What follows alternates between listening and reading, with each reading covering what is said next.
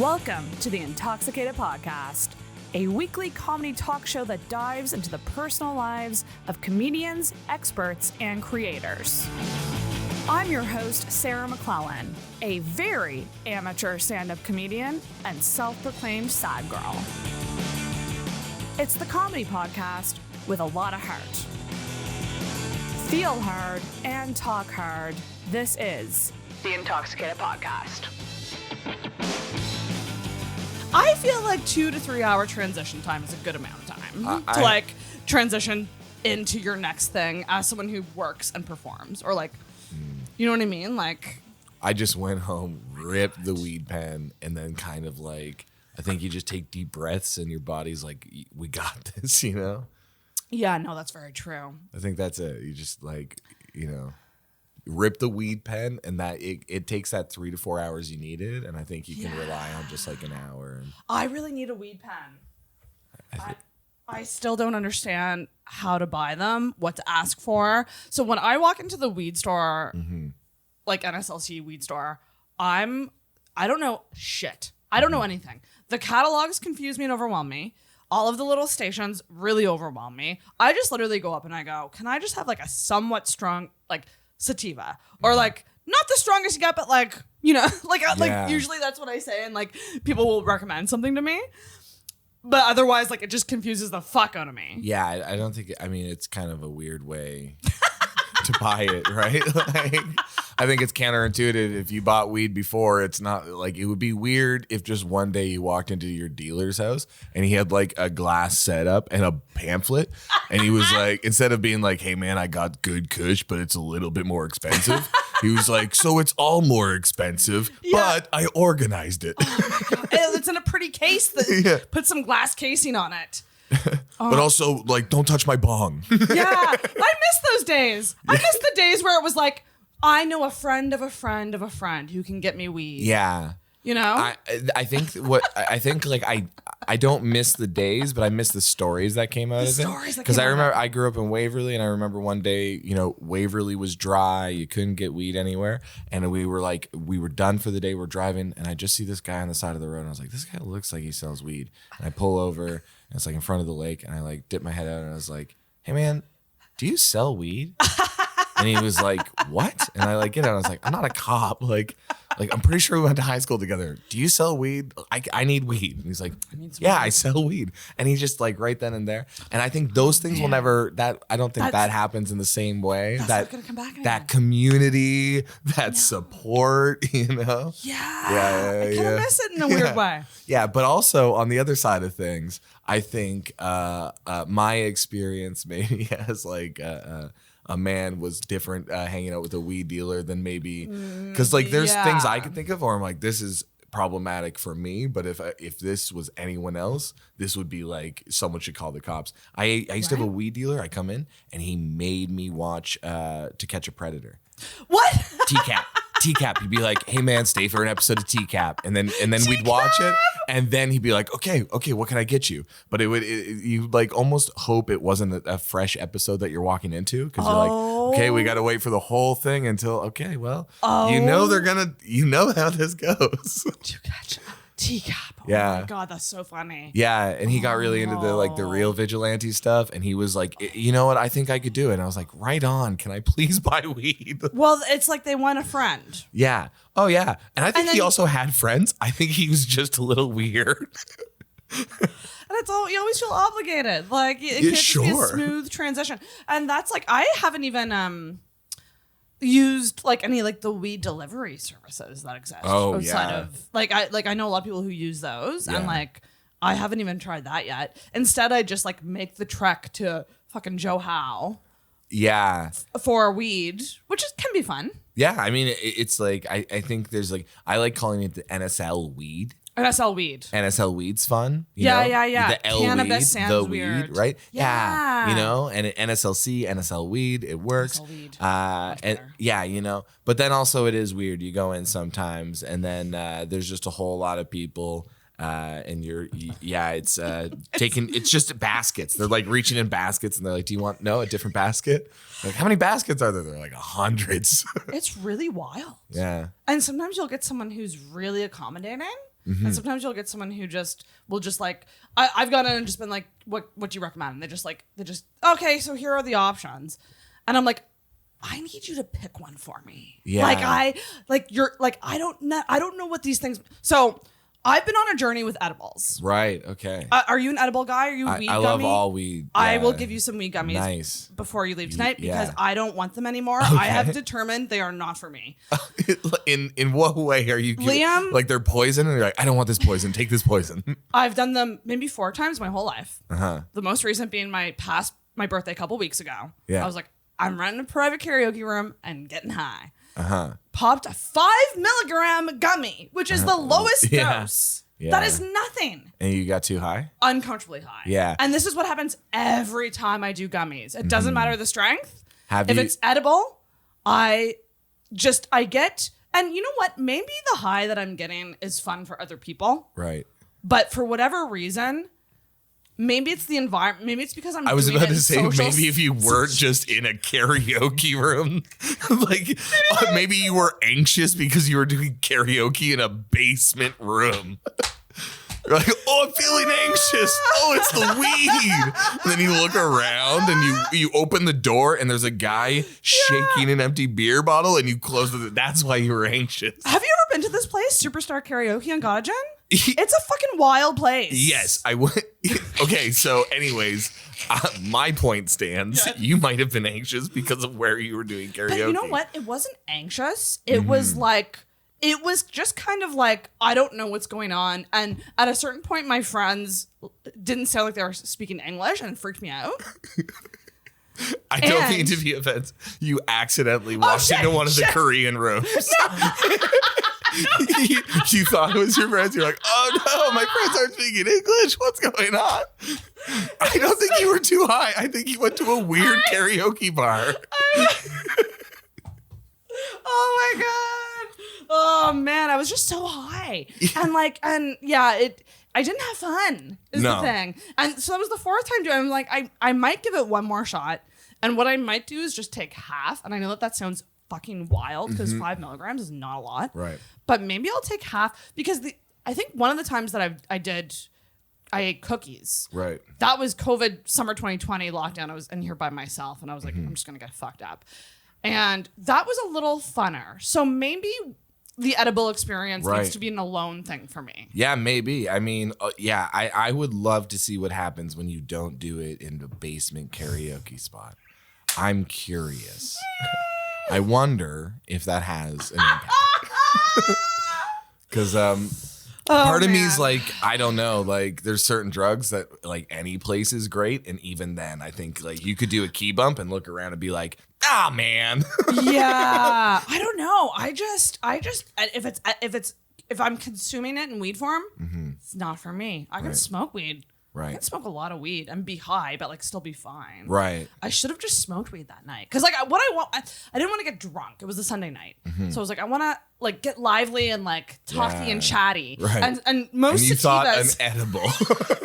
edible, which made me feel like a bag of sand. I wanted to go dancing with my girls. You know, I wanted to be up all night having fun. So I thought, take an edible. I think MDMA is actually the drug I need. Yeah.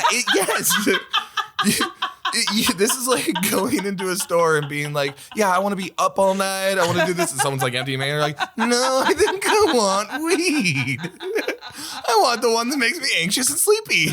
Oh my God. Lessons learned though. Yeah, no, that's okay. You can't buy a lesson.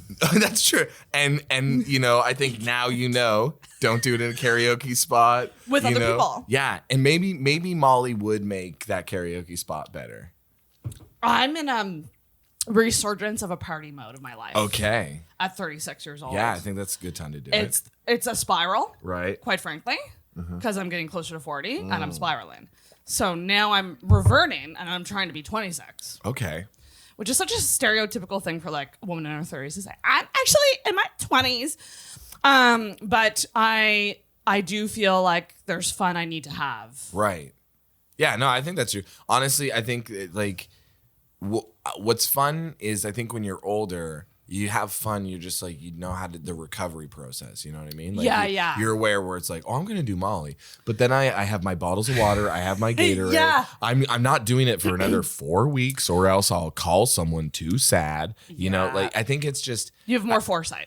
Yeah, you know how to take care of it. But it's the difference between, you know, like the people that like when they're too drunk, you like come home and they made their bed already and you're like, you knew what you were doing, you know? Yeah. I don't think I've ever had my shit together that much. Okay, but maybe this is an opportunity. Maybe this is a learning opportunity where it's like if you can enter your party phase again, but this time smarter, you could be unstoppable. Yeah. Well, we were talking on Instagram DMs about puking. I'm like, far too many times have I gone out and on an empty stomach, drinking. Yeah. You just puke wherever, huh? Yeah. Oh, I've puked. Well, specifically the Freeman's on Quinpool. Okay. I've puked in. Shout outs Freeman. Shout outs Freeman's. I'm sorry that I ruined your bathroom. Probably many years ago. I've never puked there. Drank there. Ate there. Loved there. Laughed there. But never puked there. That's a sign. That's it. Freeman's. That needs to be a sign above the door. You come sponsor me, Freeman's. Yeah, I've puked in so many public bathrooms. Do you ever gaslight people after you do it? No, but we need to hear this story. Before let me introduce you though, because this is what I always do. We get into it, and then I'm like, I gotta introduce. It is fair, right? Yeah. Yes. Okay. Yes. Because like I saw your name, and I was like, there's no trick to this. No. Like, okay. Nope. It's a basic name. It's like it's easy. Yeah. There's nothing about it. Fair. It's not. You know. I've it is never what heard it is. that last name. Okay. Well, what I like, you. Liam Fair, and what I like about it, it's like very easy. And then my dad always goes fair like the weather, but then sometimes the weather's bad, and you go like, "Come on, Dad." Fair like the weather. Yeah. I would say fair like the carnival. Okay, I think that's way better than my dad because that could exist on a rainy day. Yes. That's not weather dependent. Might be a little more dangerous, but yeah. You know. But everybody, I'm here with a super special guest. I'm so excited to finally have this person on the podcast because we've been Instagram friends for a bit, and I've been watching what you've been doing from afar, and our circles kind of overlap sometimes. Small Venn diagram. But now it's like fully overlapping because you're here, you're on the podcast. It is. Would you say I'm gonna say comedian and improviser, actor? Sure. What other titles? I manage a bar. Bar manager. I think that's it. I think that's all my titles. It's Liam Fair, everybody. Wow. Welcome to the podcast. If you don't know about the bell, I keep forgetting about the bell, but it is a positive reinforcement bell. So if there's... I'll tell you what, this was my dinner bell, and I already am salivating. Yeah. Peter Anthony once said, he's like, "Are my fries done?" Like, that's is it triggering? No, it's a good thing. Okay. It's like like what's that bare naked lady like? Ring a bell and now salivate. Yeah. How you like that? Yeah. Yes, I love that song. But thank you so much for coming on, and you're coming straight from work, which is like. I appreciate it a lot because I'm someone like we were talking about this before. Like I need hours of transition time to like get into a mode. But you're like, let's go. Let's do it. This is a nice change of pace. Keep the momentum up. Yeah. You know. Yeah. I'm probably gonna sleep on Wednesday. Yeah. 48 hours. Is that what you do? You stockpile sleep like I do? Close my eyes, just and then wake up 48 hours later, and I get back to it. Yeah. That's not healthy. It's not good. But I'm saying that from a place of empathy because I do it too. Oh, like, no one likes it. Sleep deprive myself, and then I'll stockpile the sleep and like sleep very late on the weekend. And I'm like, I know as an adult you have to do the whole bed at the same time, up at the same time thing. I know this is something I need to do. Why can't I do it? Yeah, because like it sucks when things are out of your control and they're like, you have to do this, you know what I mean? Yeah. And it's like, oh, you have to do this. You're like, what do you mean I have to do this? And then you're like, oh, my back hurts. It's like, did you stretch? You're like, no. It's like, well, you have to stretch. You're like, fuck you, I don't have to stretch. I'm an adult. I can do whatever I want. Yeah. Any of those kind of things. I think whenever, it's like you have to drink water. You're like, I don't want to drink water. Right. You don't want to do that. You don't want to go to bed. You don't want to buy chairs. Why are chairs? This is one thing as an adult for me That is utterly shocking how pricey chairs are. These chairs that we're sitting on, they're good chairs. I mean, they're really good chairs, but folks at home. They're not the most fancy things in the world. They were $80 on sale, though. Okay, for on sale. each? Yeah. Whoa. Okay, so hear me out. Chairs are pricey. And, why? Well, I think, probably just based on everything's expensive and labor, and these are really good chairs. These are really good chairs. I think it is dumb. I think the problem with chairs, though, is they like have to convince you that they're good because you can just use other things as chairs. You could just use a milk crate as a chair. You could use, you could use like a desk, technically, a small desk. You could use that as a chair. You could use literally just a giant rubber ball, Oh, yeah. And people do that. use those and they're like, I'm a Zen person. Yeah. My core strength is unreal. And you're like, are you just great. cheap? Are you just cheap? Mm-hmm. Wait, it's cheaper than $80. Well, this is just it. How old are you? I'm 29. Okay, you're getting into the arena of your 30s. I see death knocking at my door. No, and I am willing to answer. No. You're 29, 30, early 30. Like, 30 is a great fucking age. I believe it. I think like 30 was actually one of my favorite ages. But 36 is like, okay, you're closer to 40 now. Mm-hmm. Like I have 4 years. Until you're 40? Until I'm 40. 14 till you're 50, which isn't bad. That's not bad. I think it's kind of cool. I don't know. Hear me out. It's like, what a blessing, we get to live on this planet. But it's one of those things where I don't know if you feel the need to have you felt the need to keep up with life events? Like getting certain things at certain times in your life? Do you care about that? Not as much. So I don't know. Like my dad, it was like 33. He was older than my mom because times were, just barely different. And it was like, you can date a woman 10 years younger. Yeah. We razz my dad. Guys still do it. He's my dad. Oh, yeah. They really do. Yeah, true. Actually, true. Men still bad. Shoutouts. Women worldwide. Men are bad. Men still bad. Still bad. Bit better, but still bad. Oh, it's just in. Men are still bad, which is cool. But it's so that's my a big dad. age gap. Yeah, and then I feel like they're like pretty similar maturity wise. Like I think my mom was just intelligent, mature, and my dad's an idiot. Like most of the men in my family. But then it was kind of like, okay, well they when they started a family together, they were both at different points, obviously, but where they needed to be. So I'm like, my dad was older. You can still have a family and have like a nice time and still contribute and not feel like you have to rush. But then also. Sometimes what happens is like a kid will come up and they'll like squeeze your pinky or something and they'll say like, Mr. Mans, I had a wonderful day. And then you're like, ooh, right? You like a little bit. But then they piss themselves and you're like, no thanks. So I think there's like as much as anyone else, like you want to experience every kind of life experience probably, right? Well, that's but just also, it. I think you never can, and it's probably the quicker you can probably come to peace with just like whatever cards you're dealt are the cards you're dealt, and it's really nice. It's probably like absolutely. This is a theme that's coming up a lot. Just dealing with the cards you got. Kind of. Right. The reason I'm spiraling is I saw an old friend the other day. Mm-hmm. Maybe she still listens to the podcast. I don't know. Shout out to you. But you made me spiral because I hadn't seen her in a while, and I was like, "What's new?" And she's like, "Actually, a lot. I'm married now, and I'm pregnant. Whoa. I'm doing May." And I was just like, whoa, like this is, and then it came back to me and it was, oh, so you're still doing the podcast?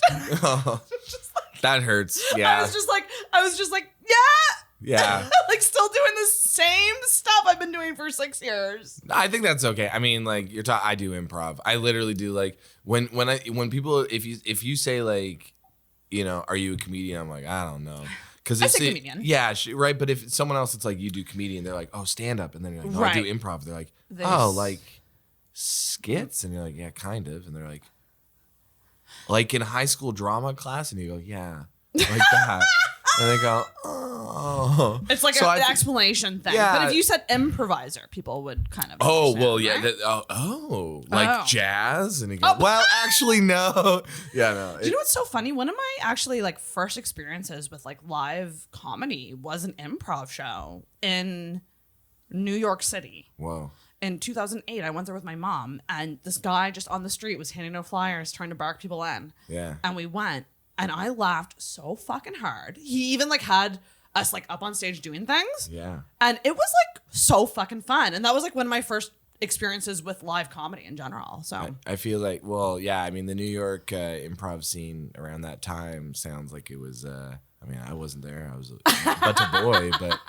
I think in terms of like UCB and the things going on, Upright Citizens Brigade and Amy Poehler and like, you know, that would have been like when Ben Schwartz and those people would have been like young and doing it. And I feel like, I don't know, all over the world, it doesn't have to be like these massive cities. I just think when there's like a lot of people that love doing it and they that healthy competition or whatever. Yeah. And they just want to like come do the show, whatever. And it's like, then you're just going to get good quality stuff. It's collaboration. Yeah. And so you're going to get like a great show in New York because these people just do shows all the time. They're like, yeah, just come have fun. And it's like, well, if that's the basis, right? Like you just want me to have fun. It's not like look how intellectual I am or look how whatever, you know, it's like, just, It's the key goal. Have fun. Yeah. Have fun. And we should get the plug-in right away because Liam, you are with Hello City, and you're doing something really cool. Haha for Humans. Can you tell everybody about that? Yeah, I think it's so fucking cool. We did a couple fundraiser shows. We'll continue to do fundraiser shows, but over the winter we just did a couple shows specifically for Out of the Cold. That's awesome. We always donate a portion of the doors through our Hello City, but just in the nature of like covering theater costs, things like that, it's only usually about 15%. Right. But for ha-has, luckily I work at Good Robot, and Good Robot loves to be charitable with their space in that way. So we get the space for free. And then which is great. Yeah, we were able to raise, it's hard to say because people also could have donated on their own, but in terms of what we've donated, and what like a safe estimate, it's probably close to like $3,000. That's fucking awesome. Yeah, that's fucking great. And it's nice because again, like we're just going up and having fun. But we had people with from This Hour's 22 Minutes, Stacey McGonigal, Chris Wilson, Jordan Foisey did stand up. Which was really cool. Yeah, it was really nice. And then so it felt good. It was nice. We raised a lot of money, and I think for a lot of us, especially like doing shows in the North End or doing shows at the bus stop at Good Robot, and you know, especially like the Mousetrap's wonderful, but it's not fully accessible. So it's also one of those things that kind of sucks. You know, you're grateful to do the show, grateful to do the space, but then it's also like if you're not, you want to make sure that the shows are at least giving back if they're not fully accessible. Yeah, that's fair. And you know, there's not a lot of performing space in the city. You know, everyone tries their best, but I know that's a big focus of ours at Hello City, that it's, you know, if we're gonna do stuff, you know, we're very lucky and fortunate like that we get gigs doing like Drama Fest with high schools or things like that. Yeah, so we can make a little bit of money, but for the most part, we just try to like, you know, do some goofs for, you know, that's whatever kind of nonprofit. I think we might do Mutual Aid Mondays too, which would be nice. I think we might just do a show for like one person, you know, find something and be like, okay, but we could contribute. You know, you see like, hey, we're late on rent. It's like, okay, well, we could probably raise $400 for someone, and that would be that like immediate, you know, like money in someone's hands kind of thing, which could be very nice. And it doesn't, you know, improv's very easy to do. So is it okay? Because for me, I'm like, it seems terrifying, and like I admire it so much, but the quickness is not something I'm great at. So that's what terrifies me, just the being quick on your feet kind of thing. So I don't think it. I mean, it seems easy at all. I think like stand up is scarier, but with improv, what's nice is it's like, I think the point, like the skill you're learning is like conquer that fear, probably in the same way of stand up. But once that fear is gone or managed, then you're just playful. Like I think it's like everyone's always, I'm not quick, I'm not funny, but a lot of improv is just essentially training to like not listen to the doubt or the fear and just like let go. And then what happens is you're like, oh wow, that was really quick, and I did that, and I said something funny, and I said something quick, and I did that because I just didn't listen to the inside voice being like, don't say this or don't whatever. And so I think everyone has the capacity to be witty and quick, and our brains are like, shout out the human brain. Shout out to the brain. Really good. And I think part of the improv training is just like getting rid of fear. Getting rid of that fear, reducing that like inner voice that's saying like, don't do this. And this is the thing. I really think a skill like that totally transferable to comedy. Mm-hmm. You know, like it's the same thing when you're doing stand up. You don't want your jokes to be like scripted, robotic, all of those things. You want the crowd to feel special each time, even though it might be the same bit you've done for a while. Like, and so learning that skill of like, I'm not scared, I'm just gonna say the thing, especially with like crowd work and stuff, it's very similar. I think it's, it's not even, it's like you can still be scared, but also just like knowing that it's like at the end of the day, you take a deep breath or something, and yeah, like there's like real physiological things you can do when you're feeling nervous, and so. Oh, do you know the two quick inhales, one long oathale? Oathale? Yeah. Did I say oathale? I think that works still. We'll take it. Exhale seems weirder. Outhale is more intuitive. Inhale, outhale. I like it. Yeah. I do that. I'll either do the fart lips, What's that? And just kind of like shake out my like. That helps. Yeah. You do like it helps with anxiety. Yeah. So any anxiety, if you do like. It helps kind of shake it out a little. And then the other thing you can do is that you breathe in for 5 seconds, you hold it for 5 seconds, and then you exhale for 5 seconds. Got you. And then eventually, you kind of like get more calm. But I think that's like, that's not just improv training, but I think part of, being a good performer is getting those like tricks to know how, like, if your body is responding to nerves, like what can I do to get my body to, And guess what? You can do it without Ativan. Yeah. Whoa.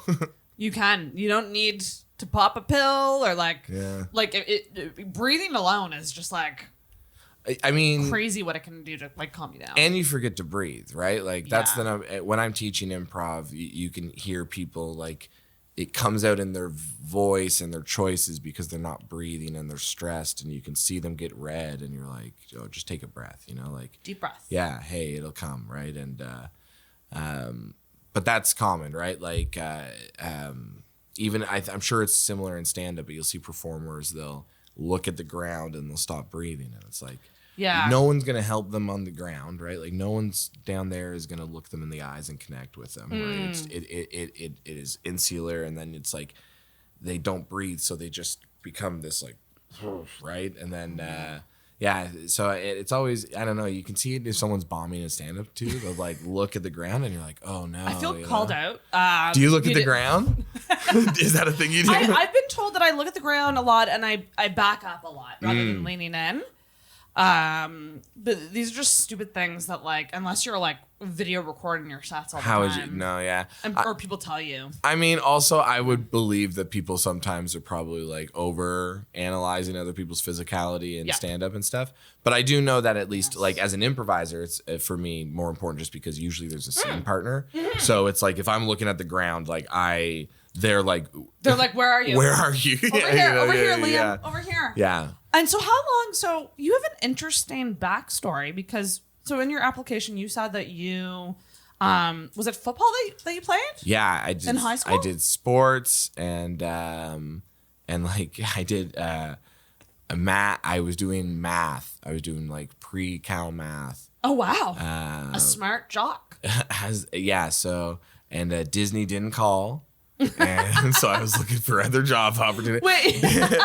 High School Musical 4 came around and they didn't need me. And so I had all like my best friends in the world had drama 11 and I had pre-calculus in the same block.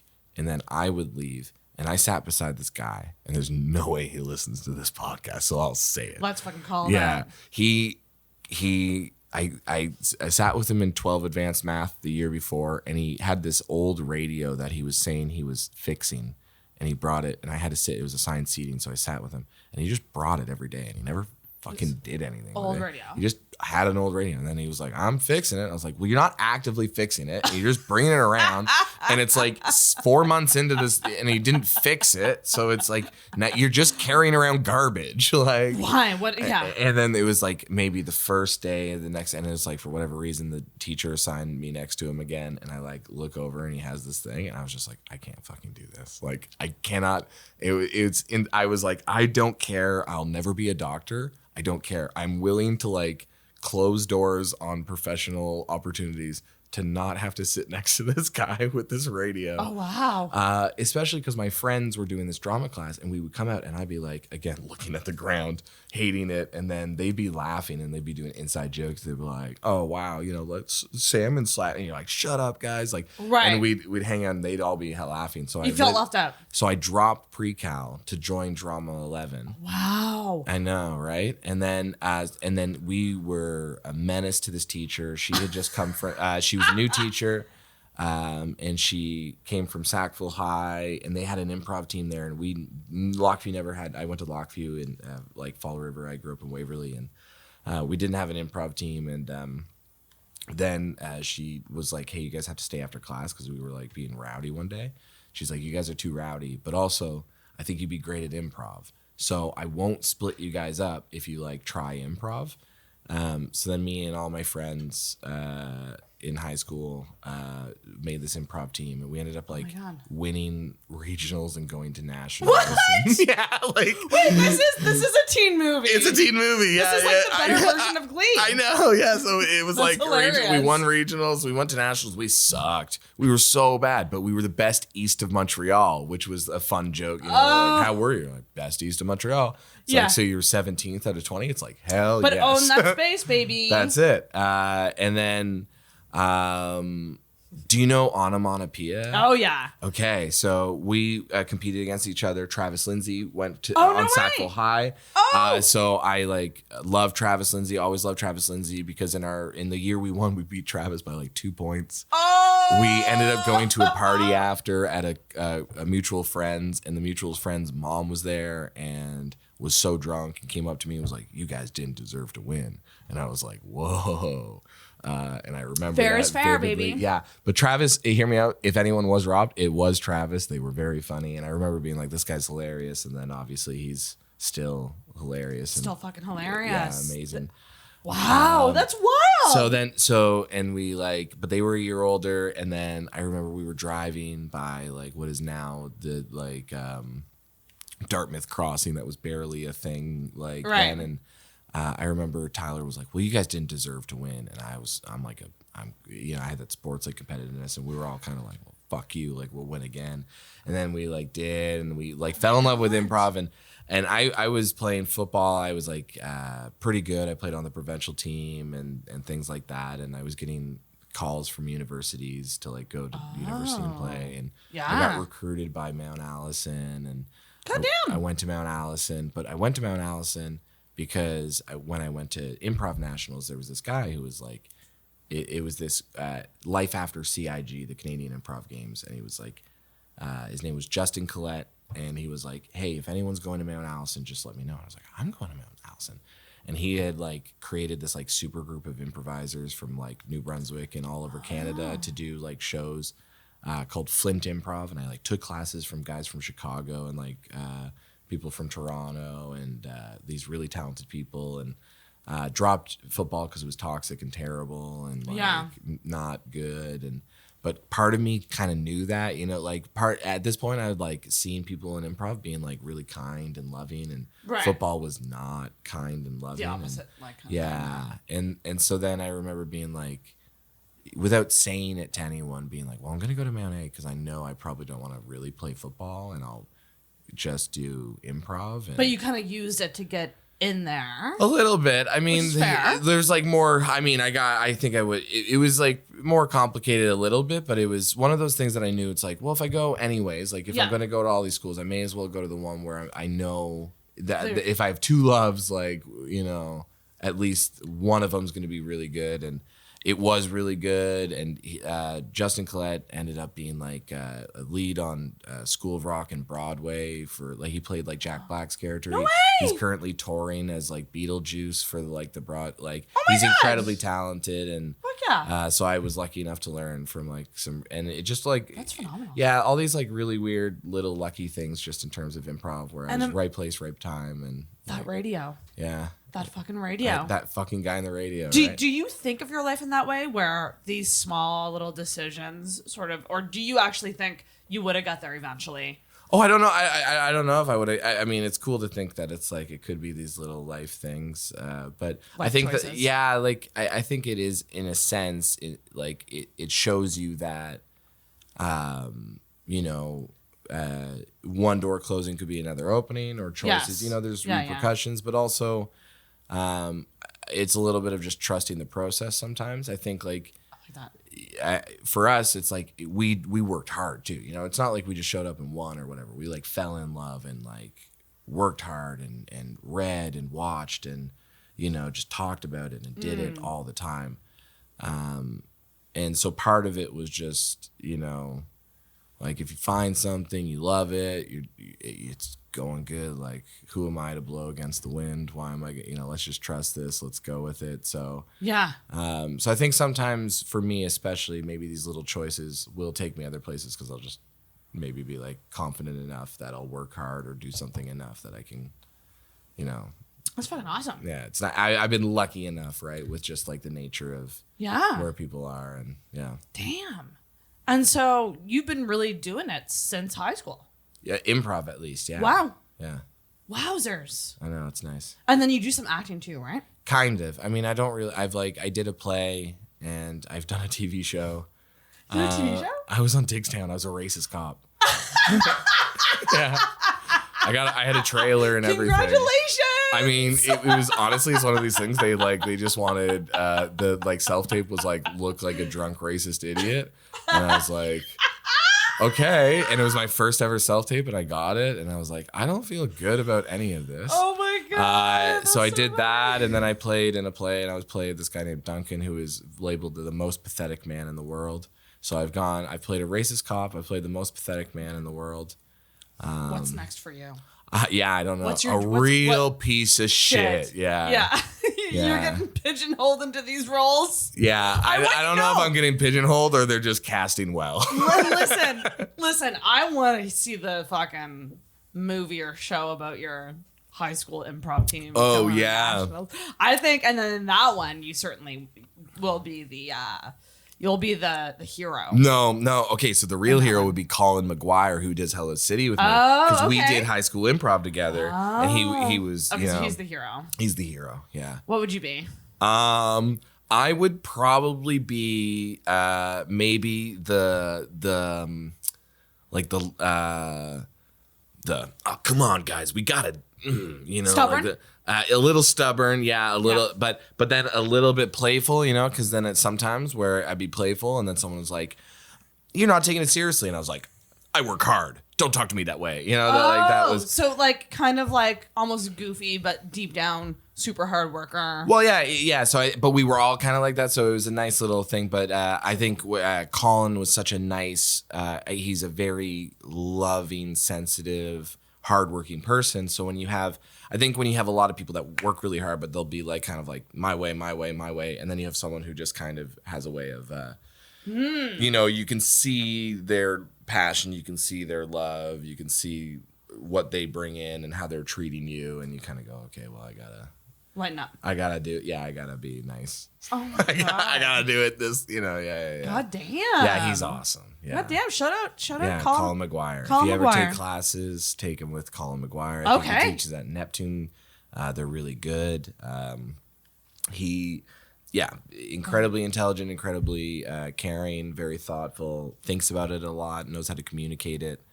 But yeah, we grew up being best friends in high school and doing improv together. He went away, did it at Acadia, did the improv club kind of thing at Acadia for a bit because universities are always so weird with it. But Societies or whatever. yeah, exactly. Whatever it is. And it's like there's always politics you're entering, you know Yeah. what I mean? And you're like, it's like we only do this game because Jason says it's the best. It's like, who's Jason? And you look over and it's a guy with a fedora and a glove. And you're like, I don't want to do improv. I don't want to. Yeah, I'm done. It's such a social thing because you're with other people and you have to have that group unity. Yeah. Is that a hard thing sometimes to like maintain? Yeah, especially because like, you know how we talk about how men suck? Oh yeah. Right? So like men will come in and then they'll suck, or you'll suck as a man, like in my case, right? And then all of a sudden you're like, oh fuck, how do we navigate this? But especially, like they suck in a way that's like not necessarily related to improv. Like, yeah, just as a communicator or something, gotcha. you know, and certain things where I remember one time I was teaching and, you know, it was a room full of white people because we're doing improv in Halifax, and they started doing this scene kind of about police brutality, and I go like, guys, like I don't know, you know, like what are we saying here, you know, what are we doing? Let's not act out, you know, violence or whatever. And I remember people being like, comedy, you can say whatever you want. Like you're accusing me of being racist. I'm like, I'm not accusing you of shit. I'm just saying it was a bad scene. Oh, I'm bad now. It's like, oh fuck, you know, like so sometimes that happens where you're like, yeah, especially over dumb shit, right? You're like, yeah, just hey, do a new scene. It's improv. It's literally you're playing pretend. Don't feel like you're playing pretend and you did a bad. Move on. You know what I mean? Like, but then obviously sometimes people will get that ego, the defensive, like, how dare you say I did something bad? You're like, everyone does things bad all the time. What are you upset about? You know? Yeah, chill the fuck out. Yeah, so sometimes that happens, but very rarely. I think most people that do improv do it because they want to be collaborative and kind and. Yeah, you know. I love that. Yeah, it's nice. It seems really nice. Yeah, it seems a lot nicer than stand up. Stand up's so lonely. Yeah, I think it's such a lonely art. It seems like it's getting less lonely in how maybe I'm wrong, but from the outside, because like I remember when I first started doing improv in the city, and I would talk to people, I'd be like, I do improv in the city, and they're like, I don't fucking care. I'd be like, okay. And now it seems like there's a lot, at least more people like trying to collaborate or connect, and I'm sure there's a lot more. I think when you put yourself out the way you do in stand up, I think your walls you build, maybe a little too far out sometimes, and I would agree. Yeah. But then obviously, and that's not that like improvisers aren't sensitive, but especially like with Hello City, we've known each other for so long. It's like when I'm being a piece of shit, people are like, Liam, you're being a piece of shit. You're like family at this point. Right? Yeah. And that's, better or worse, right? Sometimes it's like, hey, you talk to me in a way where you forgot that we're not, right. Like you can't actually, just because you had a shitty day doesn't mean you can like. The fucking communication, it's cheesy to say, but it's so fucking important. Because it's like, if you don't say what's going on and like how you're feeling, it's just going to build resentment, and it's going to build and come out in the shittiest ways. Yeah. And sometimes it's like agree to disagree, you know what I mean? Like, and you got to come to terms with that, especially if you're doing a collaborative art form where it's like, hey, I think you feel this way and I feel a different way. So like, I know Henry and I do a lot of improv together on Hello City, have for years. We had a duo called Eat Local, and it was always nice because he's very, he's a wonderful actor, like an incredible actor, and thinks about art in a way that I don't have time for, I think. Right. In a way that's beautiful, and you listen to him, you're like, that you're right. Like for you, yes. For me, no way. Right. Interesting. And so it's great because I love working with him because he's gonna bring something to a scene I would never bring. Right. He's gonna force me to play in a kind of way that I wouldn't. And then I would probably maybe force him to be maybe either, play in a way he wouldn't, be edgier, or That's like so that. Cool, yeah. I might want this, and he'll be like, let's expand upon it, and but that comes with a certain level of like agree to disagree. I have faith in your shit. You have faith in mine. Yes. There's like, I think it's the start of Rosa Parks by Outkast. It's like Big Boy and Andre 3000 on the phone, and they're obviously so different. Like they did their albums where it was like the Love Blow, and Big Boy had one and Andre had another, and at the start of the video it's like, yo man, like I was thinking we should do a video with like hoes and cars or whatever. And then Andre's like, yeah man, like I'm with that, I'm all about that, but I'm thinking like some space stuff and like pants or whatever, and he's like, yeah. Okay, well, why not both then? He's like, right on. And then the video is just like a traditional, but then also Andre 3000 has like metallic like space stuff. And you're like, yeah, they just literally were like, I like this. And he's like, I like that. He's like, all right, let's do both. And you're not bashing each other's thing. Yeah. You're making it work together. It's like a equal like compromise. Totally. Meeting each other in the middle kind of thing. Yeah. And if Pose in space. That's it, right? Yeah. It's like very rarely would I maybe start a scene off in a way that someone else would, but that's kind of what makes it great when you have, 8 people in a scene or something and okay, if someone, exactly. But you work together and okay, they're starting out, they had started off with a big character. I know that how they like to play. I'm going to just go out and throw some balls and see if they hit a home run kind of thing. And that's why it's so important to have a close knit, like to be close as a team, like to build those friendships and have that close knit like relationships. Yeah, I think like the accountability of like being on a team eventually of like it sucks to be let down in an improv sense. It sucks to be the person where the other person takes advantage of you or like pulls the rug out. And so eventually you kind of, after years of either having conversation like, hey, I didn't feel supported or, you kind of have to. And it's tricky. But I think especially with us, it's also you just like, I don't know, you're playing pretend in Halifax, Nova Scotia. Like stakes couldn't be lower, right? Like they just couldn't. It's true. And I mean, listen, the phrase, this doesn't matter.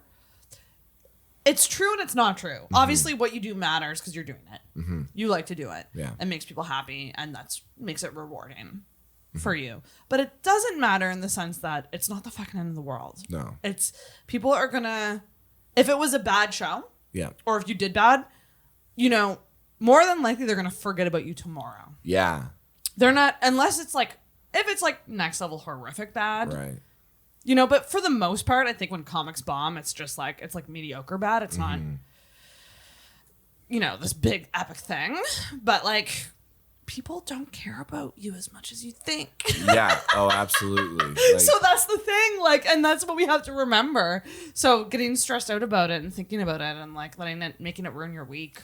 Yeah. I mean, is pointless. And everyone's obviously, you're always worried about that kind of thing, but it's funny. I had a conversation with some like actors in the city, and I was like, "Yeah, I feel like you just don't worry about whether or not people think you did a good job." And someone's like says like, "Easy for you to say," and I was kind of like, "Yeah, like I've never just had to work on that." You know what I mean? Like the idea that I just have to, like, it's easy for me to say that I don't care what people think, but it's like I work hard at that. And I think that's something you got to do. It's like. To get to that point. Yeah, I think like my dad used to always say I got a pocket full of fucks and none to give. Right?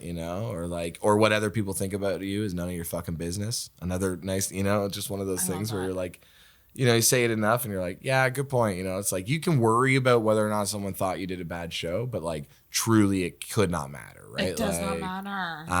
And then you got to be confident in that you're either going to like work hard enough to, like rectify it, be mindful enough to be like, what's really the issue, like be genuine enough to know if it's what you want to do, right? Like things. Speaking to my soul right there. Yeah, I think. Yeah, no, absolutely. It's I think it takes the fun away. Yeah. If you're caring too much about what people think, it literally sucks the fun out of what you're doing. And like at the end of the day, like I've had to write post-it notes to myself and stick them on my mirror to go, stand-up's supposed to be fun. You didn't sign a contract. Comedy didn't hire you. Yeah. You're not on payroll. Yeah. You're doing this. This is a volunteer activity. Yeah. It's supposed to be fun and enrich you. So if you're just stressed, and that's why I'm not doing shows right now. Like I'm on a little bit of a break because I want to come back and not give a fuck. Yeah. And I need to, but in order for me to get there, I need to miss it. Yeah. And I think I think it's okay to know that it's like sometimes people will be like, well, no, you got stand up, you got to pay your dues or whatever. Like fuck that, you know what I mean? If you want to do stand up, you should be able to do stand up in a space that aligns with how you want to be like doing shows. Yeah. And that's not always necessarily the case. Nope. And it's okay to like I'm not throwing out all the audiences or whatever, but it's like, if you're doing shows at fucking Oasis and you're not having fun, it might not be a you thing, But if you go to a show and it's produced by, someone like Claire, right? You know if it's like, these are the things like the Floozies and Doubletree or whatever that it like was awesome. And did you see it? I saw it. Yeah, it was so good. And but that's the kind of thing where you go like, okay, so the idea of the show is very clear. You're going to support the show. You want to laugh. And then all of a sudden these audiences, you go in and you feel supported from the audience. You don't feel like they want to play shuffleboard. Yep. Because you've created a show environment, and that's the key thing. Yeah. It's all in the production, because like a Better Times show, it's curated nicely, it's branded nicely, it's promoted. Mm-hmm. The people there, like, it's literally a space for, you are going to get an audience listening to you, and they're going to react to what you're saying. And as a comic, that's the best thing you can have. Yeah. Fucking going and doing an open mic for 4 people, which we do all the time. Yeah. All the time. And and I know it's practice. You're practicing, whatever. But it's just so hard to get a read on your jokes when there's 4 people. And I think practice is so good. I think often about the most value I've ever gotten as an improviser is those tough shows with no audience. It's so much of improv. Makes you work. You got to work really hard. But also knowing that it's like, it's not very fun to only work, right? There should be ways to reward yourself. I know when we produce shows, we often think about it like, hey, do you just want to do like a short form show? Because I know I can host the shit out of a short form show. I know that I know the players know the games they like, so this is like Whose Line Is It Anyway games. So they come in, they go, I want to do this, this, this. And we can go in and we can do an hour where people get to do what they want, feel good, be at the top of their game. Yeah. And, so that sometimes it's like, hey, do you just want to do a show are we intellectually going to say anything? Nah. It's silly. It's fun. Are we artistically going to explore much? Probably not. Right. A couple fart jokes? Hell yeah. But are people going to laugh? A lot, right? That's what people want. Yeah. This world is fucking garbage. It is so serious. It is so, we're bombarded with bad news every day. We're paying out the ass to live and eat food. Yeah. So, bitch about that later. You're here to have fun. Like, it's an escape. It's supposed to be an escape. And, and that's the contract, too, of, like, when we say it's expensive. Like, I value the audience's time. I value, like, I put in the work so they'll find me funny. And, like, that. Yeah. And like, so there's an agreement.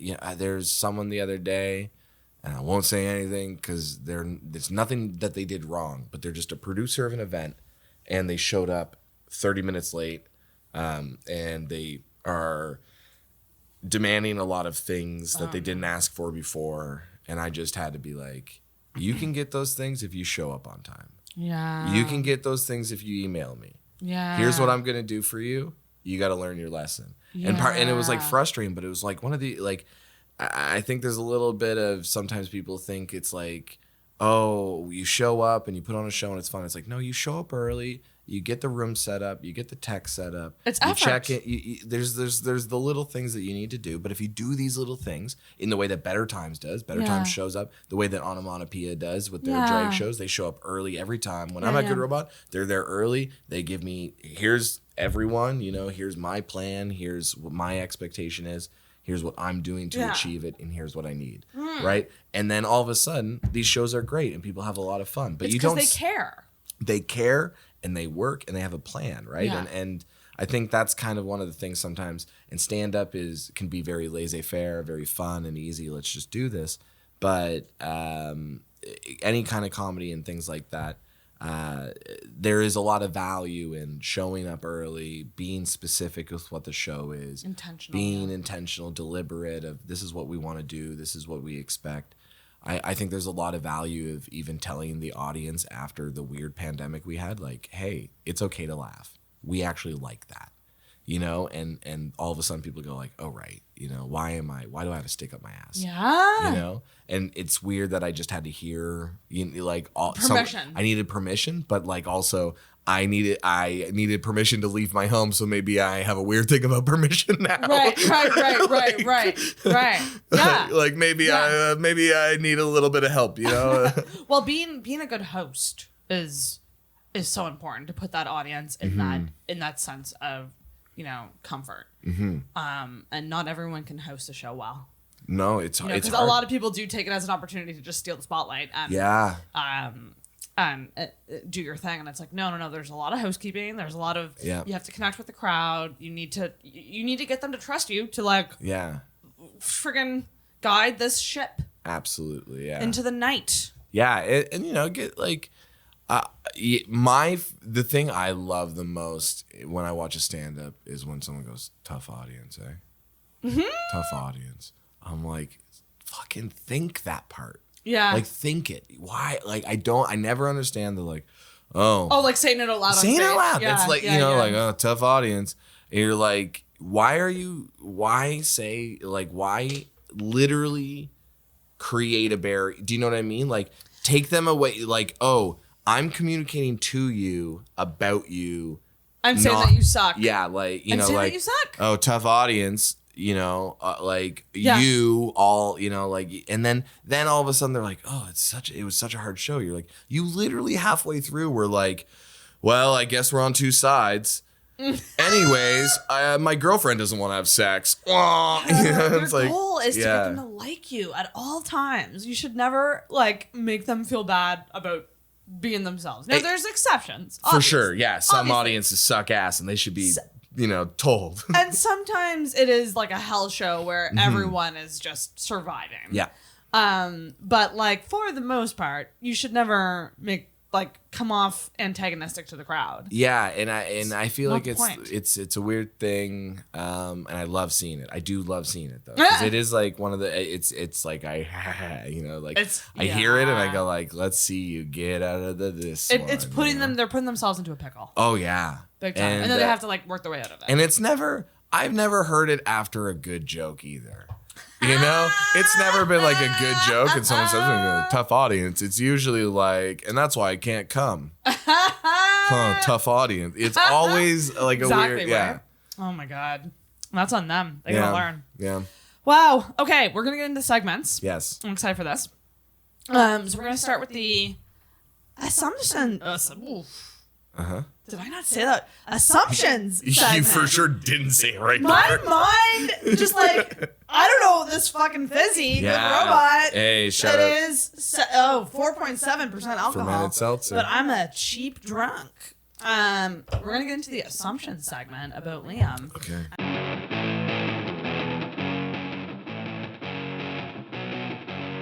And this was a hard one for me because we really don't know each other that well. True. After this podcast, I would probably like have much better assumptions about you. But I'm going off of like our few interactions, social media, and like your application. So I made the assumption that you are a popular person. You have a lot of friends. I do have friends. You have a lot of them. You could have a party, fill a room. If you had a party, you could fill a room. I'm not wrong. Am I? Maybe. I could probably fill a room. How big a room? This room? I can fill this room. You want a party? I'll plan you a party. I love a party. I'll pack this place. It'll be my friends, and they'll be like, "What are we doing here?" Do your friends like karaoke? Yes. I really want to bring parties back. So if you ever have one, please invite me. Yeah, I mean, please invite me. I don't have a lot of parties, but now, like, you know, I do have friends. I just don't have a lot of parties. Yeah, that's so funny. But I had like this, you know, our improv group and everything. We had a really good close group of friends. Not everyone did improv, but it was called the Swamp, and it stood for the group. The joke was it was smoke weed and murder people. And it was because like our teacher thought we were up to no good because we smoked weed, but we all were like in student council and volunteered and shit. So the joke was they're like, yeah, we're gonna smoke weed and murder people. Like, oh, it was like, ironic. Yeah. We're like, we have 96 average. We're like, we volunteer. Yeah, like Keeners. Yeah, a few keeners in the group. A lot of my friends were just also very, very, very intelligent. Like not even just like could do no wrong. Like I have a friend, he got the medal of like honor or whatever he had the highest like grade at SMU for arts. He did linguistics. He's in Korea teaching English right now. He's like he boy genius. Yeah. Fuck. So I feel like he could like. Not that public school is like not hard, but I think he was just yeah. Would you say that you were popular in high school? No, I don't know. A lot of people knew me. I feel like I got that loud, arrogant thing where I used to say shit where I thought like it's okay to say shit because these people have been rude to other people. I've seen it, and now I'm like I don't want to interact with people based on my assumptions of their like how they are as people. Oh, got you. Yeah. Like there was the people in high school that I'm like, oh, this person's a dickhead. I'm just gonna tell them off. But I don't see the value in that anymore. Mm-hmm. And I don't really. It's like the comments on social media, like the comment section. Yeah.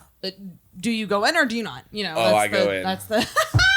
Do you? Yeah. Do you really? I love to fuck with people on that. Yeah. But in a funny way, not in a serious way. Sometimes a serious way. Sometimes you say like.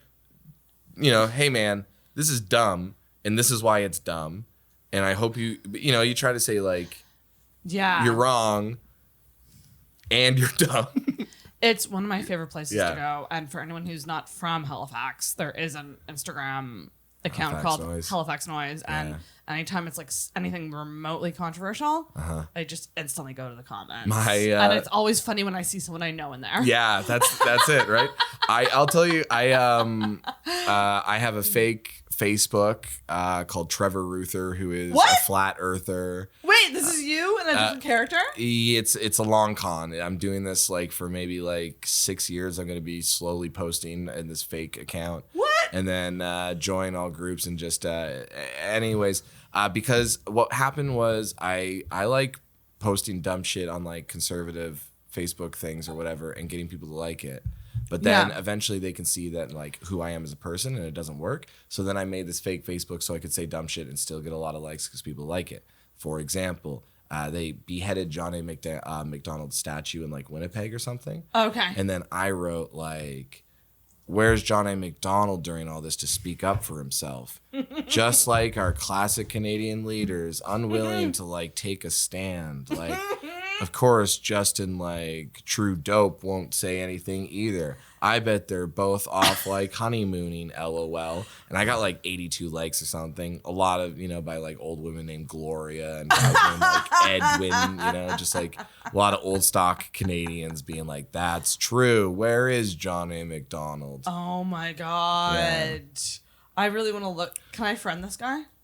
Maybe I gotta find the password. I haven't gone for a bit. You're saying Kelly. Honestly, I was hanging out with Kelly. I think the night that I made like years ago, like 5 years ago. That's so funny. Yeah. Oh my God. Yeah. So I do go in a little bit. But to answer your question, I wouldn't say I'm popular. I think people knew me. I'm outgoing. I think. Do you have a lot of close friends? I do. I think it's like I'm also like usually people. I think. I speak my mind, and usually it's like, yeah, they like me or you don't. So if you are my friend, I think people are kind of like, well, I like Liam. And then if you don't, they're like, well, I don't like Liam. This is why. You know what? It's fun to be a polarizing person. Yeah, I'm the same. Yeah. You're either in or you're out. Yeah. But when the people are in, that they're in. That's it.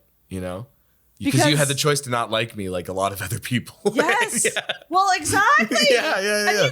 So you like me. That's awesome. You didn't have to do this. That's great. Yeah. Thanks. Fuck yeah. This is like a very fun friendship. Yeah, exactly. No, it's good. But then it's also like I also love when people don't like me. Mm-hmm. That can be fun too. The haters.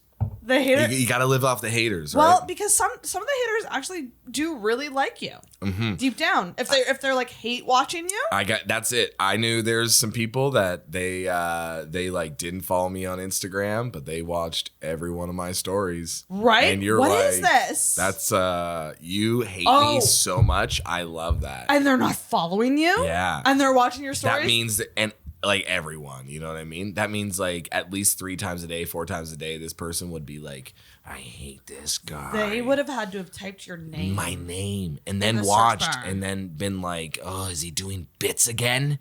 Is that guy? I hate that he's doing the bits again. You know, like that's what like. Yes. So, oh my God. Yeah, I like that. The haters, and then you're a little bit like, this one's for you, you know? Yeah, this one's for you. Yeah. That's fucking funny. To just also, why are you so dumb that you're not following someone and you're looking at their story? Amen. I had a friend recently tell me, because a friend recently stalked an ex's current girlfriend, and I went, why'd you do that? Why'd you view the story? Like, yeah, that's bad. That's really bad. And she was like, oh, I blocked her instantly, so I wouldn't show up in the views. And I was like, oh, that could work. Great way to stalk. Okay, you heard it here first. There you go. Block right away, and Block I don't think your name will show up. You got to be pretty quick with it, but be very you quick can do with it. I believe it. I don't know. Yeah, it's interesting. I think like for me too, I'm like always on Instagram because like I'll, especially if I'm at home, I'm just like flipping through. I like Dungeons and Dragons, so I'm looking at like I'm refreshing to look at more like fantasy art on my like. Oh, fun. But then it's always like my friends doing stories. I'm like, oh, good bit, watch bits, and then I'll watch like for a couple minutes, and then I'll like look for more art.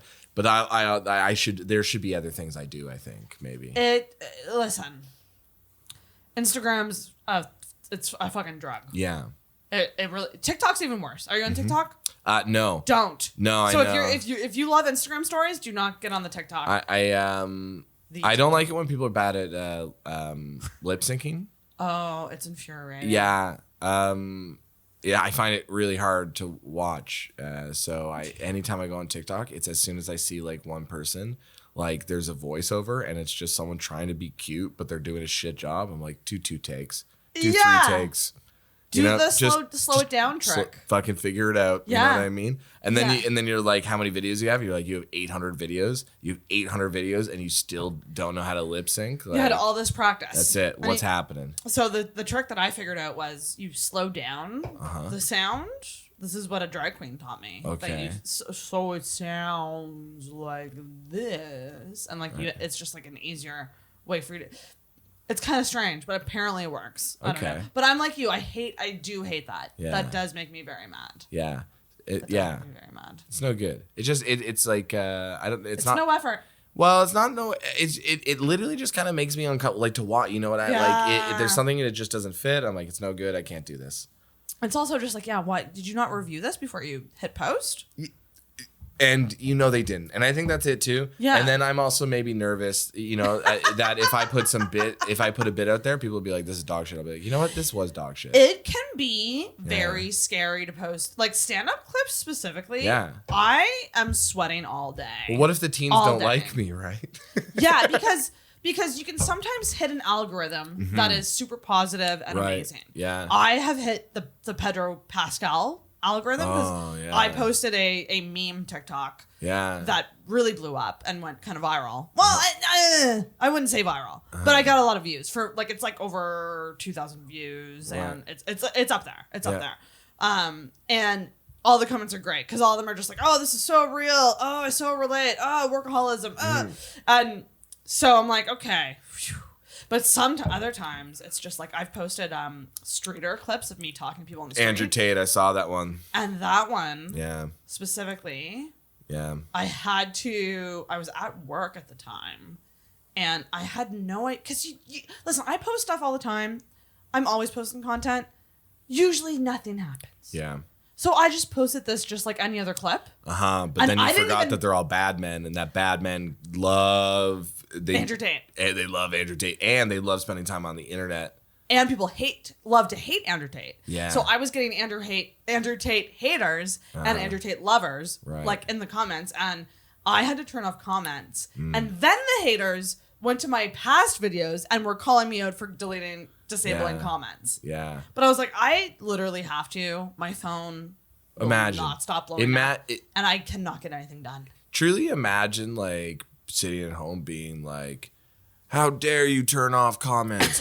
I was having an enlightened discussion about Andrew Tate on your comment. I could figure out a way to reach out to this person directly, but the fact that I can't do it on your post is infuriating. And you went to another one of my videos and gave me more views and engagement. Yeah. You also, idiots. I hate you. I hate you.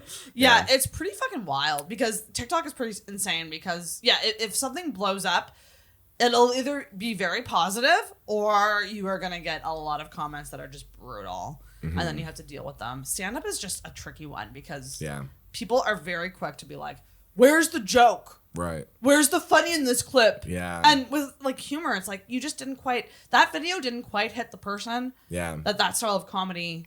No, totally. I think, especially when it's there forever and you're like, oh no.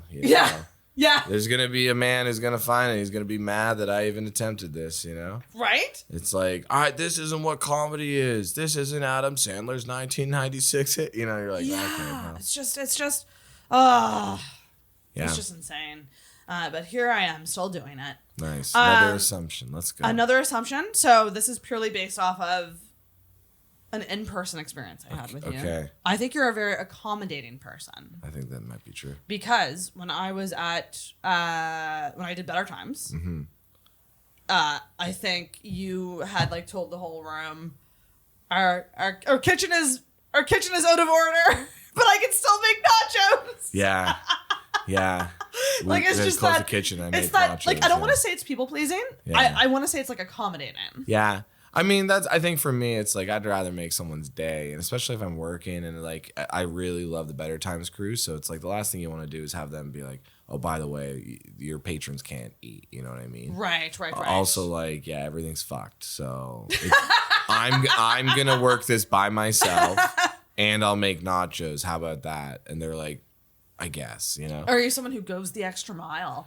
I think I'd probably, yeah. I think it depends. I think like I like to. I think I like the idea that if I do, other people will. I think I'm also not naive in the sense that I know that's not always true, but I do believe it's better to like.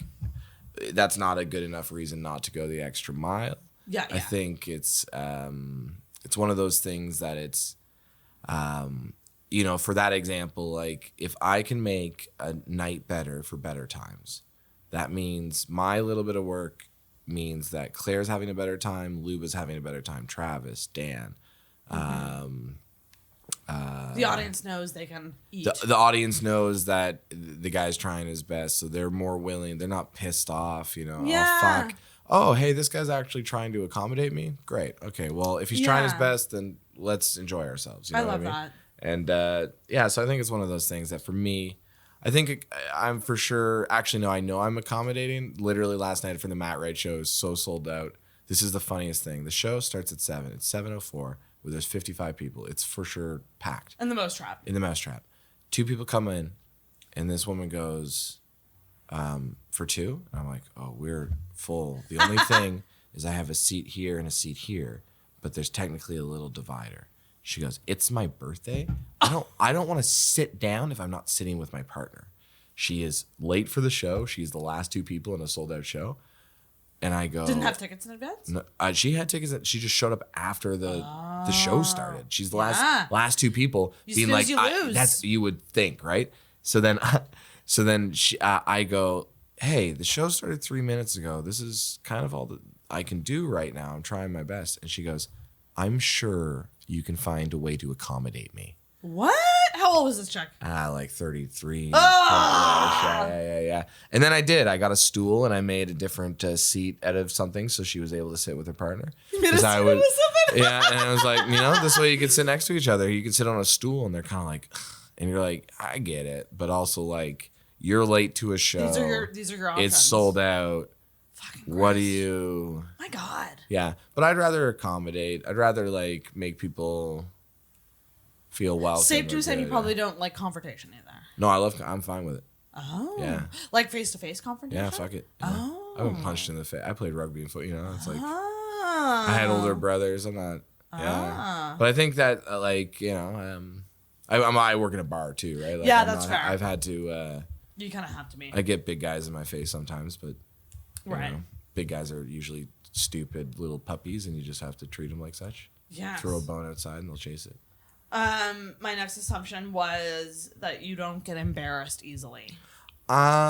Not always. I think I do a little. I get weirdly embarrassed at stuff. Like we used to when we go to like birthday dinners. I'd be like, "Don't fucking tell me it's my birthday." And they always did. The singing thing. This.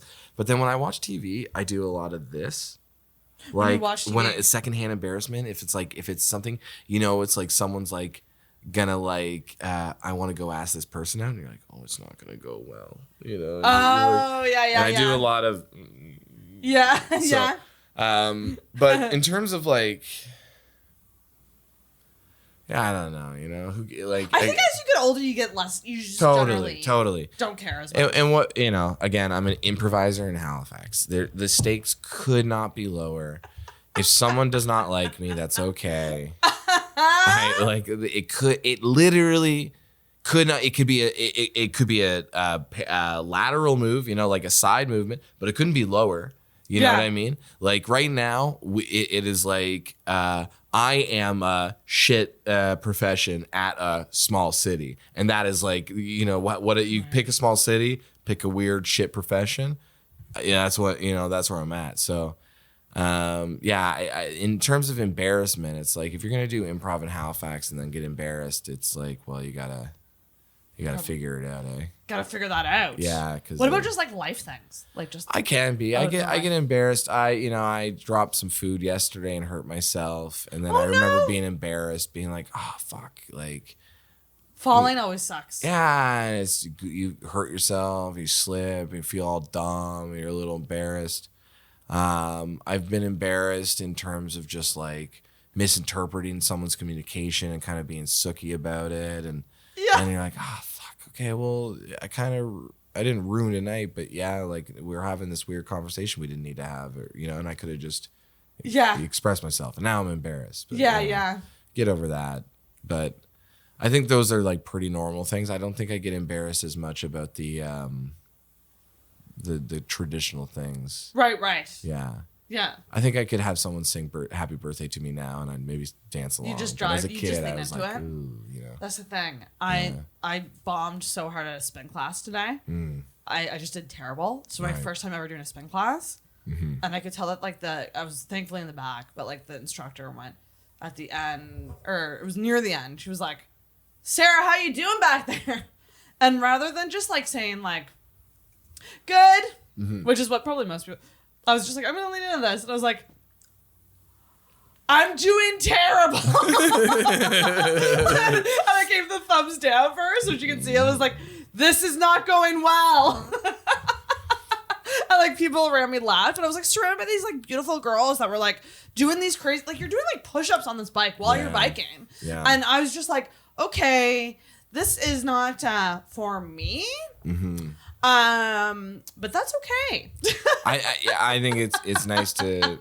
I'm not doing well. No, it's better to be, I think, honest and it's okay to not, like, why would you be embarrassed? It's like, we're doing fucking weird stuff with a bike. Like, of course I'm not doing well, you know what I mean? Of course I'm not. It's like fucking killing my butt. My butt hurts now. Yeah. You know what's a weird life thing that I get embarrassed by all the time? Is the running into someone when you're walking. Oh, yeah. And like the... Yeah. Or if you're like turning a corner and you like almost bang into someone, and then you're like, was that my fault or theirs? Yeah, I always like lean hard into it's like my bad, and I always go like, oh, I'm sorry, and, things like that. Or I'll sing it, which is a weird thing. I'll be like, sorry, oh, I'm sorry, and then they're like, what the fuck? Do you actually apologize? Always. Oh my god, yeah. If I like run into someone, I'll be like, ooh, I'm sorry. I'll just go to the right. And then if I get really confident, sometimes, usually if it's like, if I'm feeling really confident and playful, it's a nice day. If we're doing this, I go swim move, and then I'll do like pretend to like get by them. But that's like, I don't know. That is also when I think I get embarrassed and I don't like it in the moment. But then when I think about it, I'm like, how wonderful is that? Those little moments where you're just like trying to pick away, and for some reason, two humans are unable to communicate because they're so embarrassed to be like, I'm just walking.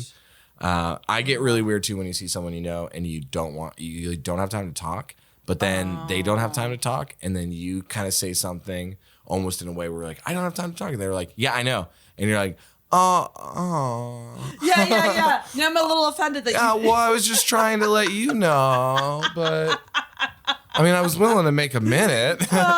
You didn't even stop. It's always really awkward, and sometimes you'll just walk right past someone, Yeah, and you'll do the hey, oh hey, and I think that's just a closeness thing, of like, you know, maybe you're just not close enough to stop and chat, but like, yeah, it's always awkward. I think you can lean into. I think it's always maybe a little endearing if you lean into it. So if you see someone, you could just be like, "How the hell are ya?" Yeah. You know, there's certain things I think you can do to like take away the pressure a little bit. You see someone on the street, you go like, "Jerry, how the hell are you?" Even if you like saw each other like a week ago, and then it doesn't matter because it's playful and fun. Or you can lean into this is a bad time for me to. Oh yeah. Like I've run into Martin Edwards. I don't know if you know Martin Edwards. Yeah, comedian. Yeah, like I've seen him a number of times drunk, either coming from work or like I should probably bleep that. He works at a shit. Farm View. He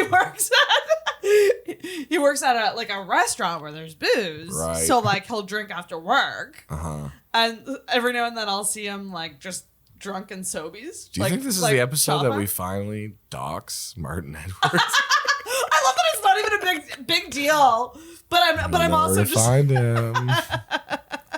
Go find him. You know now where he works. Yeah. It's always just really funny when you run into people and it's just like not a good time. I think I sometimes also love to have no shame and do things where I go like, I do it a lot at the bar, I think, when you just don't care and you're like over it or things, and I'll say stuff and sometimes I'll just be over it and I'll be like, I just don't want to.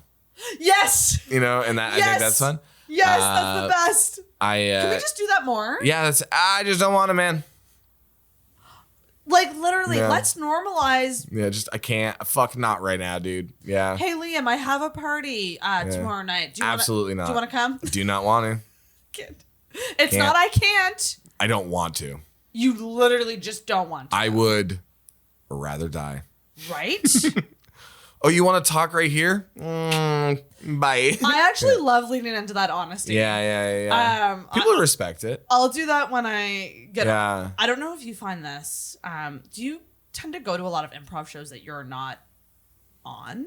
I try to, but there, if you believe it or not, there wasn't a lot of improv. I was just gonna say, but I try to support. I mean, my dream was to have like improv shows to go to in the city, so it's like I try to watch. Yeah. Sometimes as a stand-up comic, I just don't want to do that because I already do so. I was already doing so many shows just on my own. Yeah. And sometimes it would just feel like you're trying to make this a social thing, but to me it is work. Yeah. So to me, I'm gonna go to that show and I'm gonna want to study. Yeah. Versus like not have fun kind of thing. So like sometimes she'll ask me to go shows and I'm just would rather die. Like yeah. Oh no, I love saying that. I would rather die is my favorite. That's my favorite. I used to work at the Discovery Center, and a kid, it was when Fortnite came out. He's like, Liam, do you have a PS4? I was like, yeah, dude, I got a PS4. He's like, what's your gamer tag? I was like, do you want to play with me? He's like, yeah. I was like, oh, no, I'd rather die, dude. And the 14-year-old was like, oh, that's funny. he loved it, yeah. And ever since then, I think it's just a very funny. It's just so dramatic. I know. I lean into the dramatics. Obviously, you know, you don't want to like make light of any kind of death and things, and you don't want to hurt someone grieving. But well, that's interesting that you said dramatics, because my last assumption, and I don't know why dramatic. I worded it this way. I'm very dramatic. When I thought of you, I feel like you're a very chill person, and nothing that happens to you is like the end of the world, so to speak. So in my mind, I don't see you as someone who's like gets worked up, I guess, in that dramatic way of like, oh my God, the end of the world. Like that's how I can be sometimes. I think I naturally do, but I work really hard to not. Oh, okay. I'm a Leo, so I am dramatic, and I do, you know, I love to sometimes be like, I like to be playful, dramatic. I don't like to like make things always about me, probably as much as anyone else though. Sometimes I do want to, I catch myself like, oh, this is the third time I've told this story because I just want to fucking talk about what happened to me, you know? But I do, you know, I try not to like, again, I'm an improviser in Halifax. Like, what am I doing? So nothing should faze me too much. Nothing's going to be too much. And, yeah, you know, you can get through anything. Well, you know, obviously some things, maybe not, but most things I think in terms of, if something happens, you got to have faith in the process again, right? Whether it's grieving, whether it's like something unexpected. Improv helps a lot in terms of just me, like something unexpected happens. And step 1, take a deep breath. Step 2, accept it. And, you know, step 3, find a way to move forward, right? Like, I love that. Just a little bit of like, something coming up, like, okay, this is the reality, right? Like it's not, I'm not going to fight this. Nothing you can't change it. Great. So what do we do moving forward, right? Yes. Like, okay, this is it. Great. How do I was saying at work the other day, it's like I get a little horny for problem solving sometimes. Oh, do you? Yeah. Yeah. Sometimes things go wrong at work and people are stressed. I'm like, no. Oh, so you kind of thrive in it. That makes sense though with the improv. Yeah, I love it. Like, give me a little pressure, give me a little stress. I do love a problem. Yeah. I do love a problem. And I love creative problem solving. I love working with people being like, you think this? And then being like, I think this. And I'm like, ooh.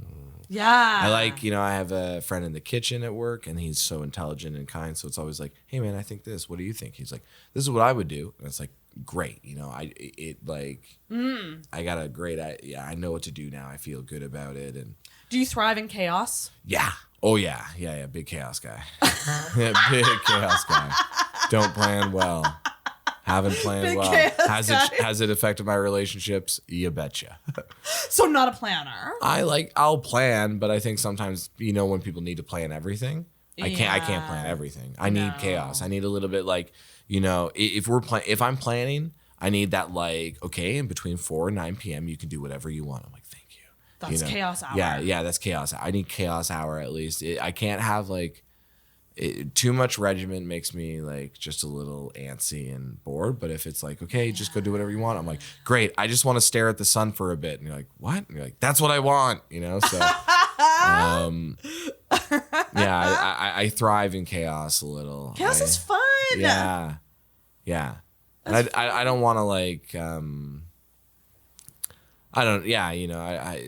There's certain things, especially you miss out on certain things if you're just always so stressed. And I you know, I have wonderful friends. I have, you know, wonderful coworkers, and I love the city, and you know, so it's, you have faith that it's like, you know, things will be okay. I always think of sometimes like white women on Instagram will say this: do it for the plot. like lean into chaos for the plot of your life. But you know what? Yeah. There's some truth to that. I think so. I mean, there's some truth to like being like, you know, say you're on a bad date. Yeah. Not at all speaking from personal experience. Right. That happened last week at all. Okay. Say you're on like kind of a date that's like, you just know it's not going to go anywhere. Uh-huh. So you just drive it to the ground. Yeah. So you're just like, well, I'm going to just go show full crazy because this is not going anywhere. Yeah. Love it. I think that's a good idea. I mean, I think like for me especially, yeah, I don't know, like what you know it's not gonna work. You know what I mean? You're like, this guy's a dud. Yeah, let's fucking have some fun. Let's have some fun with it. I'm here anyway, so let's have some because fun. The thing is, and this is what like this is my approach with dating now, if the date's not going good, you can still have a friend out of it, and like, maybe you can help them on their dating journey. Like maybe you can like give them some pointers, or maybe you might know someone that you can set them up with down the line. Amen. So why not network and have fun? Yeah. And like just turn it into a fun night. Yeah, I mean, I agree. The thing at work sometimes at the bar is how much I have seen 2 people leave a bar and then the woman come back in and be like, "That sucked. Can I have a beer?" It's so funny. It's never the guys that come back in. It's never the guys that come in and get another beer. It's always the women being like, that guy loves Rogan. You know? Would you believe that I just sat in your bar and talked about Joe Rogan for 2 hours? And you're like, I would believe it. I tried to get some beers, but he was on a roll, you know? So they walked them out and then came back in. It's happened a couple times. It's always, I'm like, oh, I feel bad. You give them that beer on the house, obviously, because they. Oh, that's really nice. Well, I mean, they sat through the Rogan talk, right? They sat through the Rogan You like podcasts, huh? Oh, man. Do I have a podcast for you? Have you ever heard of the Joe Rogan Experience? I've conquered my fear. Yeah. Oh my God. I was going to ask you about like witnessing first dates. Like, Lots, yeah. Is there anything you notice on, in terms of like, can you pick up if a date's going good or bad? Yeah. Can you, oh my God. You can pick up on those vibes. Yeah. Yeah. I mean. Yeah. Yeah. You know? Oh. Yeah. That stuff? Animated. Or is it? Yeah. Very not caring. Yeah. Oh. Yeah. Like, yeah. And you come over and then he's like, yeah, and that's why I think oil rigs are actually like some of the coolest rigs. And you're like, oh no. No. Yeah. Guys, stop talking so much on dates about things we don't care about. I think that's it. I think you can usually tell and see if it like does it seem like there's a back and forth. Do you know what I mean? Like yeah, because no matter whoever's talking too much, if one person's talking too much, that's usually not a good date. Unless that person's like, I had a long day and I just want to hear you talk. Yeah. You know, like, oh, fucking okay. Well, here's my life, and they're like, great, thanks. You know. Yeah. No, that can happen. You know, people are different people, but like. First date. No, usually not. But I mean, also first dates now are so weird because you probably talk to that person like ad nauseum and you fucking know everything about him, and you know. It's just such a fucking weird and it's world like, out yeah, there. Exactly. I find like that's the thing now. Some part of it, I'm like getting used to the idea of it's like, oh, we should actually just not talk and we should just like meet each other. Otherwise, it's like. Yes. Yeah. Absolutely. And if it doesn't work, like you said, we can be friends or whatever. But like, let's not learn. Like, what are we gonna fucking talk about? Well, the one thing I would say with guys, if you're texting with a girl, you arrange a date. Mm-hmm. Yeah, don't bombard with how's your day. Oh yeah. Every day leading up to the date. Yeah. We will get the ick. We will get the fucking ick. Yeah. You have a date planned. Mm-hmm. Follow up the day of the date to be like, are we still on? But like. Just show up and fucking have fun. Yeah. And get to know each other there. Who wants to get to know a stranger over text? Yeah, I think there is like a little bit, and I get it. Well, I mean, most people because you know the isolation and lack of intimacy in the last couple of years for sure. But also, I think like I think there's a little bit about that where it's worried about almost establishing like two relationships, right? Like your online language, your texting language, how you communicate that way, and then also how you communicate as humans. But I think it's tricky. It's right, exactly. You know, and I don't think there's anything wrong in like establishing that language to someone over text. Like that's the reality we live in, right? You're like priming it. You will communicate with this person a lot via this technology box that we have in our pocket, right? So you do want to figure out, hey, do we also vibe this way, right? Like, and I think there is value that. That's true. But I think that at the end of the day, if you're going to try to be with someone, you're probably going to try to be with them at least in the same room. So you want to make sure that works too. And but I imagine it sucks. I imagine, you know, like even with the Andrew Tate stuff, I feel like men are probably, I don't want to say getting worse because that's a stupid add-on, but there's like always the struggles, and I can only imagine that dating men and dating, you know, like my experiences, usually wonderful. You know, they're usually like, I'm doing my master's and I'm, you know, I'm like funny and I played cricket or whatever. And, like, and I'm like, how are your last couple dates? And they're like, bad. Yeah. And I feel like most of my dates are usually pretty fun. I don't necessarily go out that often, but I have a feeling that like, you know. There's definitely like good and bad daters. Yeah. I think like comedians and like performers, like, I think we're just generally funner on dates. That's probably true. I'm pretty playful, but also I find like I think probably most men are probably dog shit too, right? Like honestly, like I was thinking about this the other day, and like across the board, I wouldn't even say that I've had a lot of bad dates. I've just had mediocre dates. Yeah, but like I guess that's it. It's like I what I don't get again is like, why are you going out and not trying to have fun with each other? Yeah. Why are you not trying to build like a good connection? Why are you just being like, so you have family in Ontario? Yeah. Oh, do you visit? Like you're gonna figure that shit out. You know what I mean? That's the thing, and it's tricky for me as a podcaster because it's like I have pretty deep conversations with people I hardly know on here. And then I'm going into like the dating world of like, well, this is not how everyone operates. No. So I have to tone it back a smidge. Right. But also I hate small talk conversation. Yeah, because it's dog shit. I also really hate stereotypical like icebreaker questions. Yes. That like you clearly took from our website. Yes. If you could travel anywhere in the world, where would you go? Yeah. Like those types of ones. Yeah. Like it's Giant just tiger churro. It's just You want the truth? If you're asking me a question, you want specifically that truth? churro. That's it. Oh my god, that's the best. Is it a big one? No, I mean it's not huge. It's just a good one. I don't know. So got good memories of that giant tiger. I love giant tiger. Yeah, it's like the best deals. Anyway, I'm not getting paid for this, so I need to chill out. We're not sponsored. I love Giant Tiger. Yeah, maybe we could get a sponsorship from Giant Tiger. I don't know. I don't know if that's possible, but if it is, Giant Tiger, you can count on this white improviser from Halifax, Nova Scotia to shout you out at every one of my improv shows. If you give me like a $25 gift card. That's it. $25. Hey, it'll go a long way there. Oh my God, yeah. Yeah. It Giant really Tiger? It would. Oh my God. I'd probably eat for a year at Giant Tiger on $25. They really do have cheap, like nice, cheap, incredible groceries. stuff. Yeah. There's nothing better than Giant Tiger. The logo shows up. Okay, so next segment. We're getting through these. We're at an hour and a half. So you're a very positive person. I can already tell. You're a pretty positive guy. But I wonder if you have a rant for me.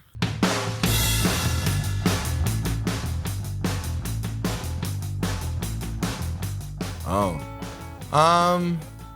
I mean, yeah, don't gaslight people if you puked, you know? Well, we can get into that. Maybe. So one thing I will say is at work, because I work at a bar, sometimes I clean up puke. I got to, right? I manage, and that's just like one of the things. It's like someone's got to clean up the puke, so it's got to be me. But every time I do, someone's always like, no one puked. And I'm like actively like smelling the puke, cleaning the puke, hands in the puke. Like at one point I was hands and knees on the floor because they threw up all over the floor, and I had to like get it out of the like cracks. Oh. Because you don't want. And this person comes and she's like, I need to get by. And I was like, I'm sorry, just give me a minute. I'm cleaning up puke. She goes, no one puked. What? And I was like, you puked. Like you're the one. I was like, no one puked. You know. Oh my God. Seems like a weird thing to say. Why are you so sure? You know what I mean? There's 55 people in this bar, you know? No one puked? What an insane thing to say. Truly. Yeah. And then the other day I was like cleaning it out of a sink, which is what I made the post, and this person was like, there's no puke in that sink. And I was like, what? I like just had to stick my hand in it. Like, yes, there God. was. So that's a weird thing. I just, I think it's like when you value your own interpretation of an event that you just joined or something so much, it's like, when you come into a party and you're like, no one's having fun. You're like, you just came in the door. You know what I mean? Yeah. Like sometimes they come in, they're like, this is what the party needs. You're like, you just came in. Like, yeah. It's like Janet is crying because her dad's sick, and we're all trying to, don't do this right now. Oh, we're doing this right now. Okay, sorry, Janet. We'll talk about it after. Like just judging right away. Right away, and they're just so sure. They're it's, this is what it needs. You're like, who? What the fuck? Those people that just think they just are so sure they know what happened and like so quickly. Holier than thou. Yeah, a little bit. Yeah, so don't gaslight people when they puke. Don't gaslight people. Period. Mm-hmm. But especially when they puke. Yeah. And then I guess, what's another rant? So do you want me to be mean? Or, yeah. Oh. I mean, you don't have to be. Well, I think just like, so the joke I used to always make, fucking when male comedians say they're truth tellers, it's the stupidest fucking thing in the world. So many male comedians in the city think it's like more important to be funny than it is to be a good human. And that's the stupidest fucking thing I've ever heard in the world. You're an idiot, you're an asshole, and you're not that funny, and you're upset that people didn't like the joke. It like I don't know, it's just like, and I'm sure some of the people have been on this podcast or Probably. whatever, and then they come in and they're just like, oh, I said the C word and like this woman didn't like it. Oh, stupid, right? You can't say anything. You're like, why'd you say that? And they're like, to hurt her feelings. And you're like, oh, that's the problem then. Why? Yeah. You know what I mean? Like, you're an idiot. Yeah. And it is like, I think that's one of the things sometimes in the city when I've met these stand-up comedians and they try to like infantilize me because I do improv, and then I'm like, well, I have like, cool. Dude, I like, we do well, you know what I mean? We get people who come to our shows and people like our shows, and absolutely. And you're a dickhead, so that's, like, those kind of things. So I just find, stand-up, obviously it's a tricky beast, but that's the thing for me where it's like I don't want to do stand-up because I don't want to have to fucking hang around these dudes that are telling me that like being mean is funny, and that's not that you can't have funny mean jokes or whatever, but I just think it's like lazy. I think it's stupid. I think it's like insecure when these guys come up and then they just like believe that comedy is like rooted in this idea of truth somehow, and that like the greatest person to communicate that truth is like a 35-year-old white guy, and like that no one else is capable of like this thought. And it's I need some dude who's pissed off to come in and tell me that I'm stupid for like believing that transgender kids need protection or whatever. Right. Like, oh, the woke you're like, fuck off. I just go, like, why? Why? Like, yeah, that's kind of my thing. Who's coming for you?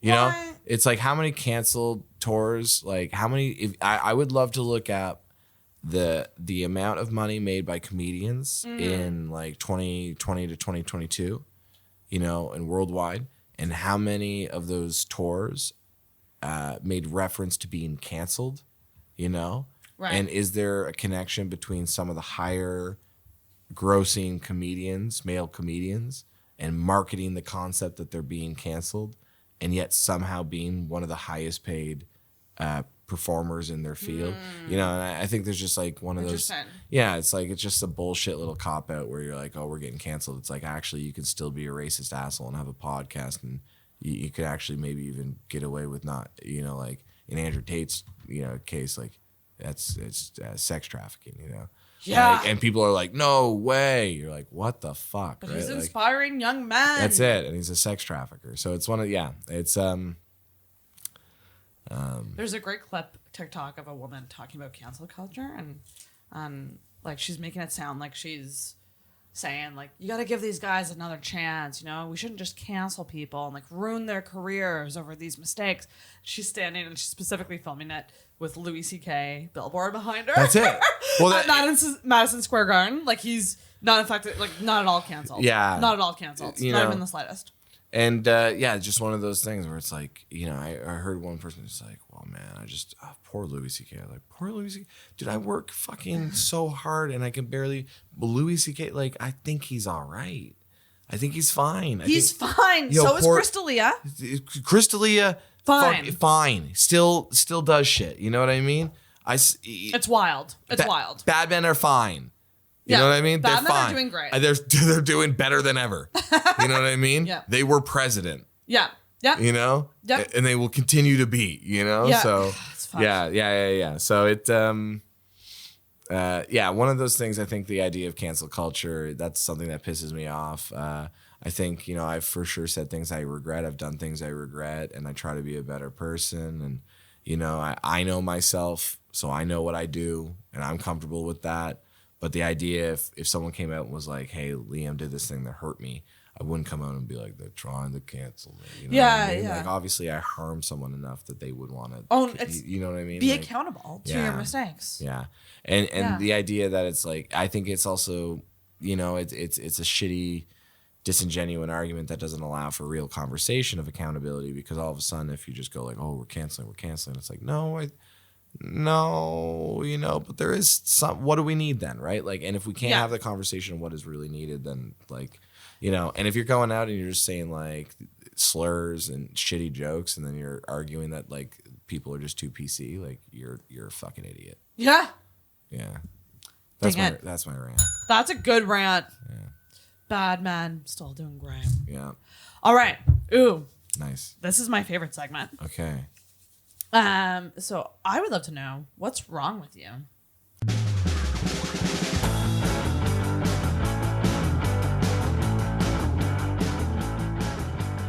Oh. What is your IBS? Like, what is your? Do you? Me too. I got IBS. I've had concussions. What was the full question though? Well, what's wrong with you? Like, so what's? I mean, we can talk about health stuff too. But is there like an insecurity, personal insecurity that you're working on? Like maybe like it's something that you're navigating, trying to get better at. Yeah, I mean, so like mental health always, like, you know, I've dealt with suicidal thoughts a long time, and I think a lot of the positivity comes through just like the not giving the space to those thoughts. You know, I'll go to bed feeling very low, and you know, you wake up and you don't feel good, and even if I do have all the friends I have and the great family I have, you still, you know, oh God, I don't feel that love and support.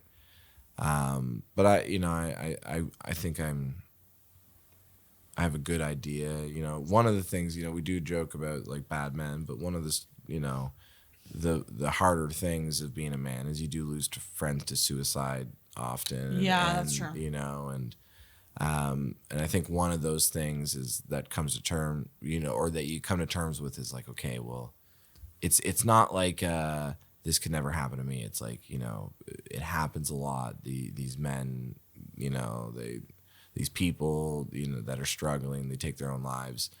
And that the difference between me waking up and feeling like no one loves me and feeling lost and taking a life is a lot closer than what it feels sometimes. You know, like if you're like, no, I'm fine. It's like, actually, you know, you are in crisis. You're not, you know, absolutely lucky to be alive, but that doesn't mean you don't need to get help and support right now. And I'm better over the years of knowing when I'm in crisis.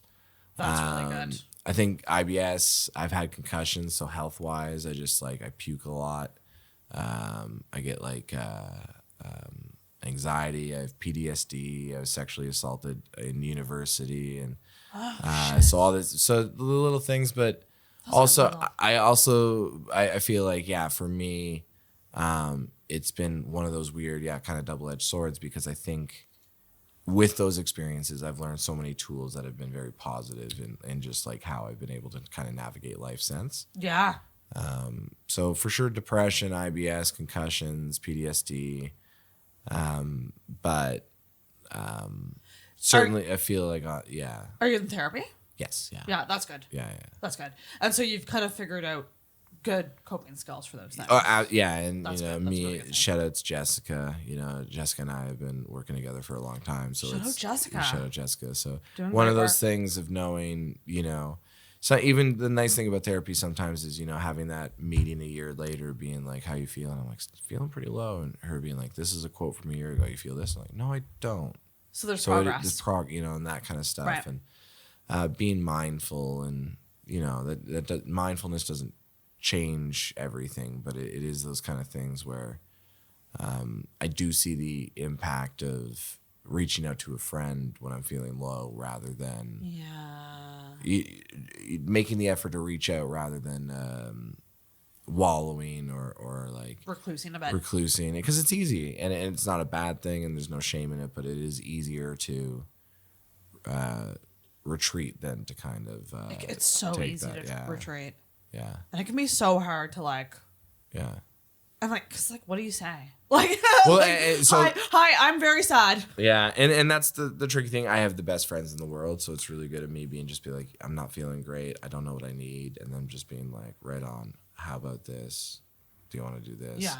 But get out of the house. Yeah. I've been very fortunate in just the people that I've run into in my. That's good. Yeah. You have a good support system. Absolutely. System around you. Yeah. So and the therapy, how often do you go? It changes, you know, like sometimes it could be once every 2 months if I'm feeling good. Yeah. Or if I'm too busy. Yeah. But in those moments of crisis, it's usually like, you know, sometimes once a week. I would do like a month, maybe every week, and just to kind of, you know, get myself back on track, and then I will wean off. But very much ebb and flow for me, where I can go anywhere between like not going for maybe 2 months in the spring if I'm like thriving and doing well and got it under control, but then maybe I bite off more than I could chew in the summer, and then I kind of start going a little bit more, just so I have the capacity to check in and, hey, this is where I'm at, and I feel like I'm getting overwhelmed. And do you keep performing when you're in like depressive states? Like you just turn it on. Yeah.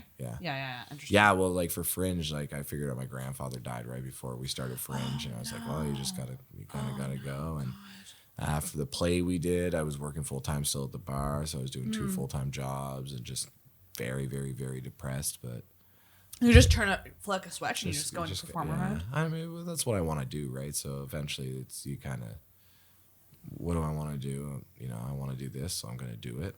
And it's not easy, and you know, that's so hard. Yeah, but certainly one of those things that I'd rather. I know deep down, I know that if I'm at my low, what will bring me up is that energy of a room, and it's also an escape for you. Totally, not just the audience. Oh my god! Oh, it's so cathartic. I need it. You know, I've been selfish in shows of being like, I need this. You know what I mean? I just need to go fucking. Yeah. Go out there for a bit. It's like it's for you as much as it is for other people. Yeah. That's so fascinating. And IBS, I'm an IBS girl too. And it sucks. God, it's rough. It fucking sucks. And that's why, guys, don't suggest dinner dates. Yeah. You never know who you're dealing with. And they're gonna want cheese, and they don't want it, but they're gonna they see the cheese. They're on a date. They're gonna order the cheese, and you're gonna be holding in farts in bed. And it's going to hurt so bad, and they're going to look at you, and they're going to say, you don't look like you're having very much fun. And you're going to say, I'm having a lot of fun, but I'm holding in a fart, and my insides are going to explode. And if they explode, I'm nervous that the smell's going to leak out my mouth.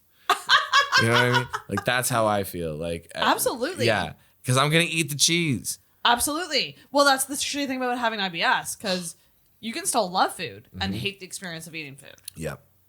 And digesting food. Yeah. It's the worst. It's no good. Big bloated belly. Are you lactose intolerant too? Lactose insensitive, at least. Yeah. You know? Lactose insensitive. Yeah, I really like that. Like it's not a good, you know, that's it. It's like sometimes I feel like it's the oils. Like if I have melted cheese, it fucks with my gut a lot more than if I just had like a block of cheese or something. Oh. But then also a block of cheese will still fuck with me, cheese is good for me, but milk, not so much. Oh. Which is a weird thing. And ice cream, not so much. And ice cream's delicious. Fucking really good. Right? It's the worst thing to not have. Well, actually, I shouldn't say that. Right. There's a lot of people with diet stuff that I'm like gluten. Celiac's tough. Oh, that's a tough one. Yeah. That's a fucking tough one. I have a friend who was recently diagnosed with it. Yeah. And it's just like there's no easy choosing a restaurant anymore. No. Because you got to call ahead of time. Yeah. Good Robot, we do a lot of gluten-free stuff because one of the owners, partners is celiac. So like we use an enzyme in some of our beers that like reduces the gluten. So we have like beer that you could drink if you have gluten sensitive. Oh, that's good. Yeah. That's good. Yeah. Good but on it's Robot. hard. It's like, people come in. So hard. Yeah. They get very excited because not a lot of places do. That's good. More places should fucking accommodate that. All right, we have one segment left, everyone. Wow. Okay. We're coming near to the end of this journey. So this is talking about getting canceled and stuff.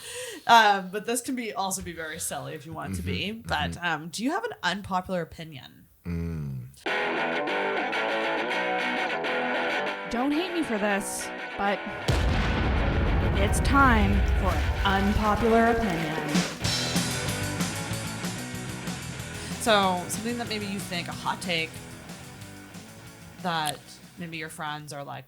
Yeah, I mean, I got a couple for sure. I think it's like, first of all, performing should be joyful. So get the fuck off stage if you're not like having fun. Just have fun. It's, we're floating on a rock. It's a volunteer position. That's it. You didn't have to do it. You did not have to do it. Have fun.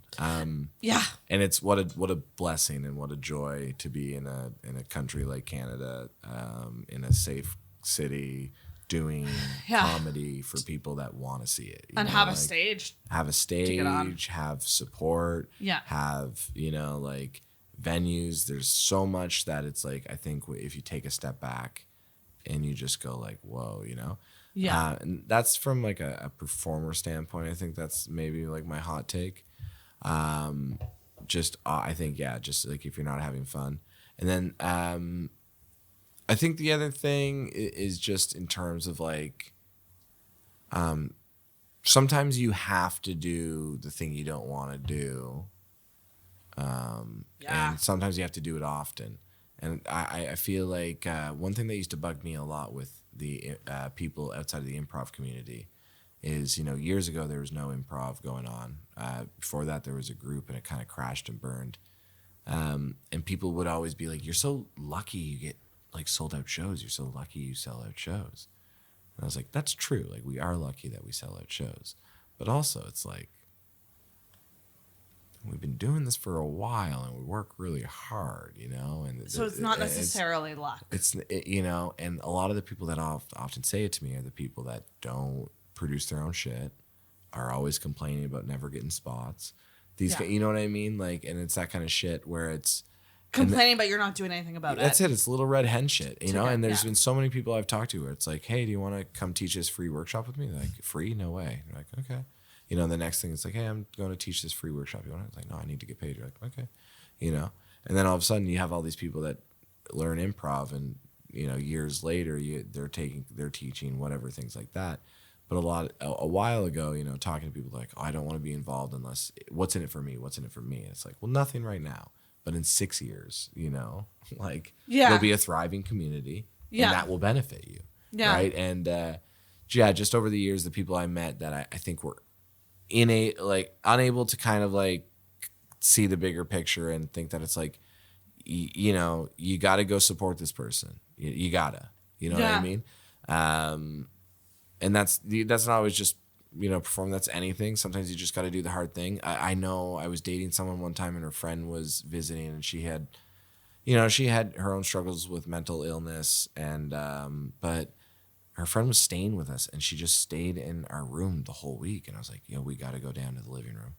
I don't want to. It's like, well, you gotta, you know what I mean? Like she's here for a week. She spent money to come here and she is alone in your house. You know what I mean? Yeah. Like, that's do the hard thing. You do the hard thing. You got to go do it. You got to, right? Like, and that's not, and it's tough and I empathize and I support, like I'm not dismissive that it's not hard. Yes, exactly. But you need to understand that the outcome is more important than, and that you need to sometimes get out of your comfort zone, do the hard thing, do the work. I don't want people to get paid for free if they don't want to, but it's like, I think about, the success of Better Times and how much work they've done to make that happen and the consistency and the work they put in beforehand as a group to make sure things are done well. Onomatopoeia, the work that's done beforehand to make things go well. People got pissed at Alicia McCarville winning comedian, but the work that Alicia does to make sure that stuff goes well. It's just not the kind of work that they know. But it doesn't mean that's not what, know what I mean? But it doesn't mean it's not work. Yeah. It's a different kind of work than what stand-ups do. Yeah. And in fact, probably far more, there's probably a lot more sacrifice in her life than oh my God. She has to be filming stuff all the time. I think she's awesome. And when I saw the hate, I was like, everyone can get fucked. That's my hot take. Get fucked. If you're a stand-up comedian and you're mad that Alicia McCarville gets nominated, you're an idiot. You're an idiot. Well, because guess what? It's comedian. I have to get nominated against you stand-up comedians, and I do something totally different. I know. What are we worried about? It's a word for a newspaper in Halifax, Nova Scotia, and it is the liberal North End newspaper. Yeah. The best of, nominated and voted by just people, random people. Yeah. And then you're like, how dare she be? Yeah. How dare she be acknowledged for being funny and supportive and kind and like a good, and because someone's dick jokes didn't get appreciated enough. And that's not to say that there's good comedians. I love Travis Lindsay, and I was very happy for what happened, and the support this year. But then it's when you also see people getting mad, you're like, why does that fucking matter to you? It's interesting, right? Like, well, it's more of a reflection on their insecurities with themselves. Absolutely, but it's like, so you need the coast to tell you you're a good comedian, and you have to move past that. You need the coast to tell you what your job is in order for you to feel secure. You're an idiot. You know what I mean? Let Alicia McCarville have millions of fans, be funny and kind, and make people feel good. Yeah. And that has nothing to do with any of you. Yeah. And if you need to be comfortable in your work as a comedian, that's going to have to come from within. There we go. That's it.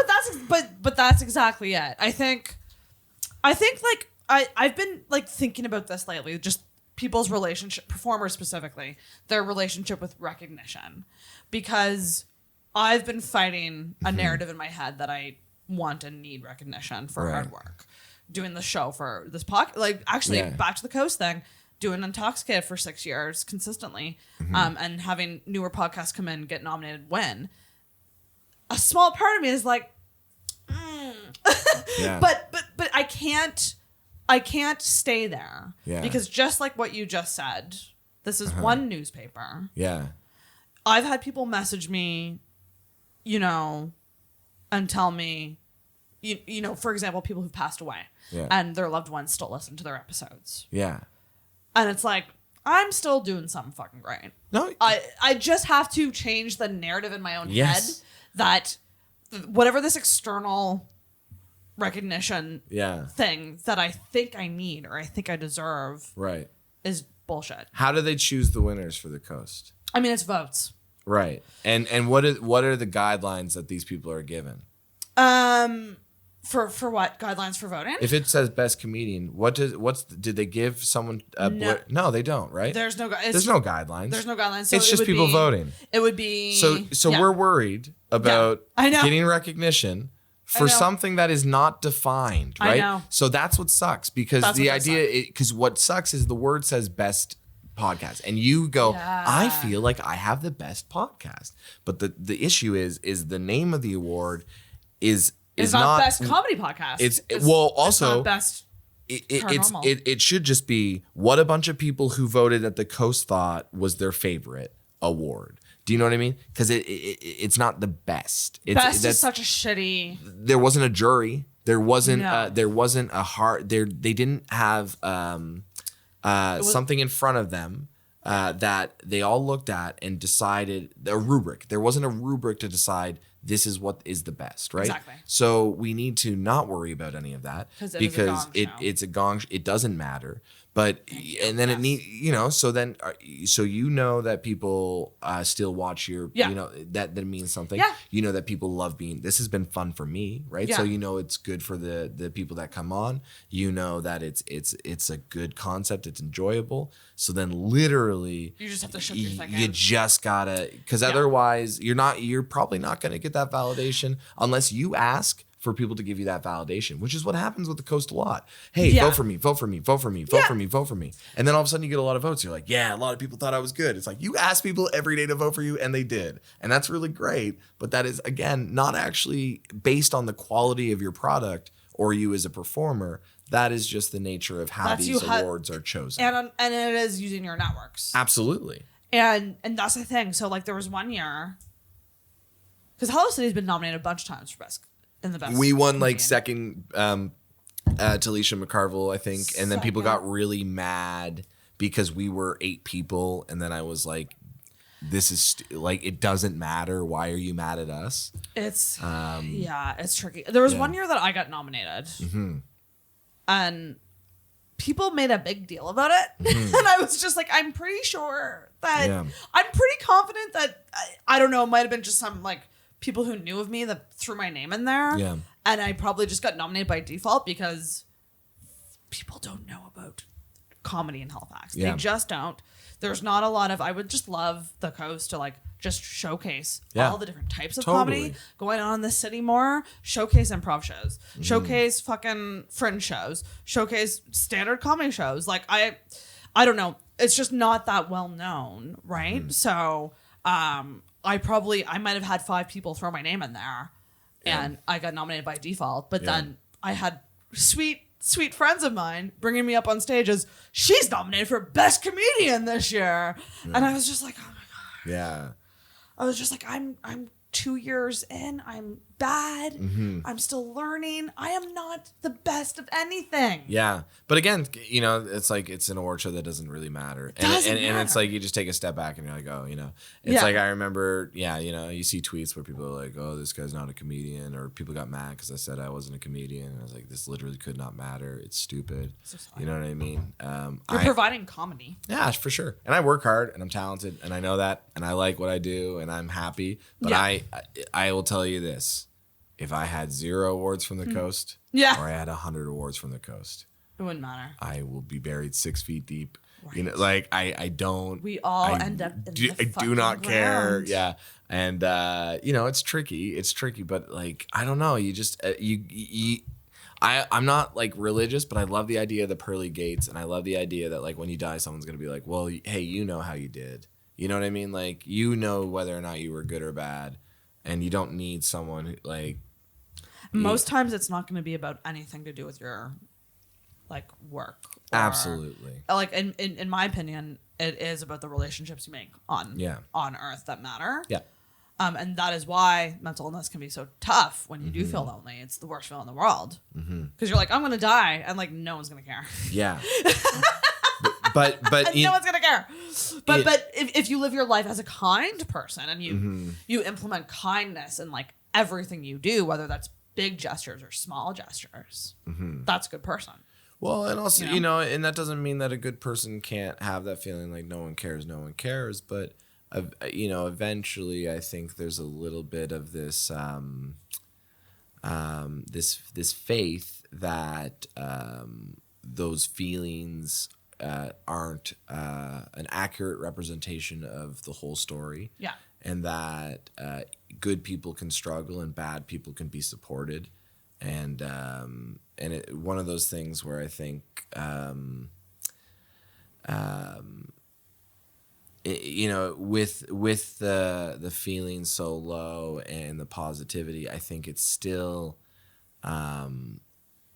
knowing that like it will come. You know, like this too will pass. You know, this too will pass is great. And I know that's tricky in the moment and things like that. But whether or not you're the most positive person or negative or bad or good, like those struggles will, you know, you're just human. You're just chemicals. You know, that like. It will lessen. Yeah, and it's gonna be easier if you're less reliant on how someone else feels about you. You know, and you just got to have, it's tricky. You got to have faith that your friends do love you and these people aren't just doing a 30-year prank, you know. Like, because it'd be unlikely. For the long haul. You know, and those thoughts and insecurities and fears are normal, but I think it does come down to like in life, you just got to act in good faith and that, and it is easier when you're feeling those struggles of being like, okay, but like, I gotta have faith that when the person said they love me, they do, you know, and like, or you know, it's a little different. But you start dating someone, right? Or you're talking to someone, and they're like, "I like you a lot," you know, blah blah blah, and then they go out and they don't text you or whatever, and you're so nervous. Yeah, you're like, what are they doing? Oh my God, are they with their ex or what? And it's like, do they really like me? You gotta. They told you they liked you. You gotta have. You believe them. What? Why not? You know. Well, that's so much of that is rooted in like low self-esteem. Right? Absolutely. I think men specifically, you'll hear a lot of times, like I don't deserve her, or like things like that, and it's like, but she chose you. Yeah. So do you not have faith in her? Yeah. Or are you incapable of living up to the standards that you create? You know, it's just like, absolutely ridiculous. Yeah, and I think that the defeatist attitude is normal, but I think the easiest way to kind of fight it is eventually, you know, have faith, have it be rewarded, which is tricky, but I do think it is usually rewarded. That it's like if you reach out to someone and you say I'm struggling, more often than not they will try to be empathetic. They might not have the right answer, but more often than not they'll try to be empathetic. I've definitely had friends pull me out of bad pits. Yeah. But but you also, like they're fucking. You can't always. I've had friends be like, I'm in a bad place, and I'm like, how about this? And they're like, nope, still in a bad place. And you're like, would you believe I'm stumped? But yeah. I'm out of suggestions. Oh, yikes. Okay, well, coming over. I don't know what to do. But I think there's also having the faith that. The people that tell you that they have your best interest at heart do have your best interest at heart, and the people that tell you they care about you do. And it's tricky, but in those moments, I don't know what else you can really do unless you call them and be like, "Do you love me?" But I don't know if that actually helps. No, anxious attachment is right. A brutal. I haven't looked up the attachment styles at all, but someone said the other day that I seem like I have secure attachment, which seemed like a good thing. That's the top one you can get. They rank them. Well, secure is kind of what you're going for. Everyone's aiming to be secure. Oh. But the whole idea is like me, for example. I was anxious attached, and now I'm fearful avoidant because it's a defense mechanism for me. Yeah. So rather than getting anxious with somebody, I just don't get close with them at all. Right. I think there's probably I get a little fearful avoidant for sure. I think. I there's conflict, but then there's I avoid conflict I don't think is good. You know what I mean? When someone's like, I want to have a fight, you're like, we went out on one date, we don't need to fight. Like, but I want to fight, and you're like, I feel like we don't need to. You know what I mean? Like, yeah. Someone is like, I feel like you're not into me as much as I'm into you. They want to fight? It's like, yeah. Well, I was very busy, and we went out, and then I was like, I can't go out for another week and a half, and they're like, I feel like you just don't want to go out. And I was like, I can't. Anxious attachment. Yeah, like I can't, and they're like, no, you just don't want to. And that drives me mad. Okay, but that drives me. Actually, a guy I recently went on a date with kind of went on a tangent about. I don't know why women say that they're busy. You can make time for anything, and then he kind of spewed into this like, I work 14 hours a day and I still make time, and I'm like, yeah, but that's your choice. Yeah, and also you sound shitty, so maybe you should fucking pick up a hobby and do less. Yeah, right. It's like no. Sometimes there was a time that I was like I told someone I was talking with, I can't see you until this date. Man, I just can't. Yeah. And that doesn't mean we can't chat, but I feel you on that. That's so insane. One of this, and I get it, but it just sucks when sometimes you're just like, okay, but it literally has nothing to do with you. It has nothing, It's all there. You gotta have faith that I want to go out in a week and a half, Yeah. And if you don't, that's I'm not gonna fight about it. Yeah, and then that person should try to get to a secure attachment with themselves, probably. Yeah, it's all tricky. Everyone's struggling. What a fucking shit show it is to be a human. Yeah, amen. It really, really is it is pretty cool though too, right? Like how wonderful. There's sometimes people that don't, and hopefully this doesn't come off mean, but some people just don't have emotional complexity. Oh, absolutely. And it's very strange to me. And I go, they're probably having a better time. For maybe, yeah. I mean, I think what I love about humans, outside of emotional complexity or not, I think most people are quite simple in certain ways, and that I think what's really nice is a beautiful sky does make you feel good, and the birds chirping does make you feel good.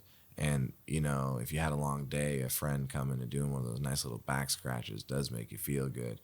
And, cuddling a little and someone puts your head on the belly does make you feel good. So these, how bizarre life is, but I do think it's, really nice that it's, these little tiny things that we do, whether it's the just the touch, the smiles, the hugs, the laughs, and just enjoying, nature and beauty.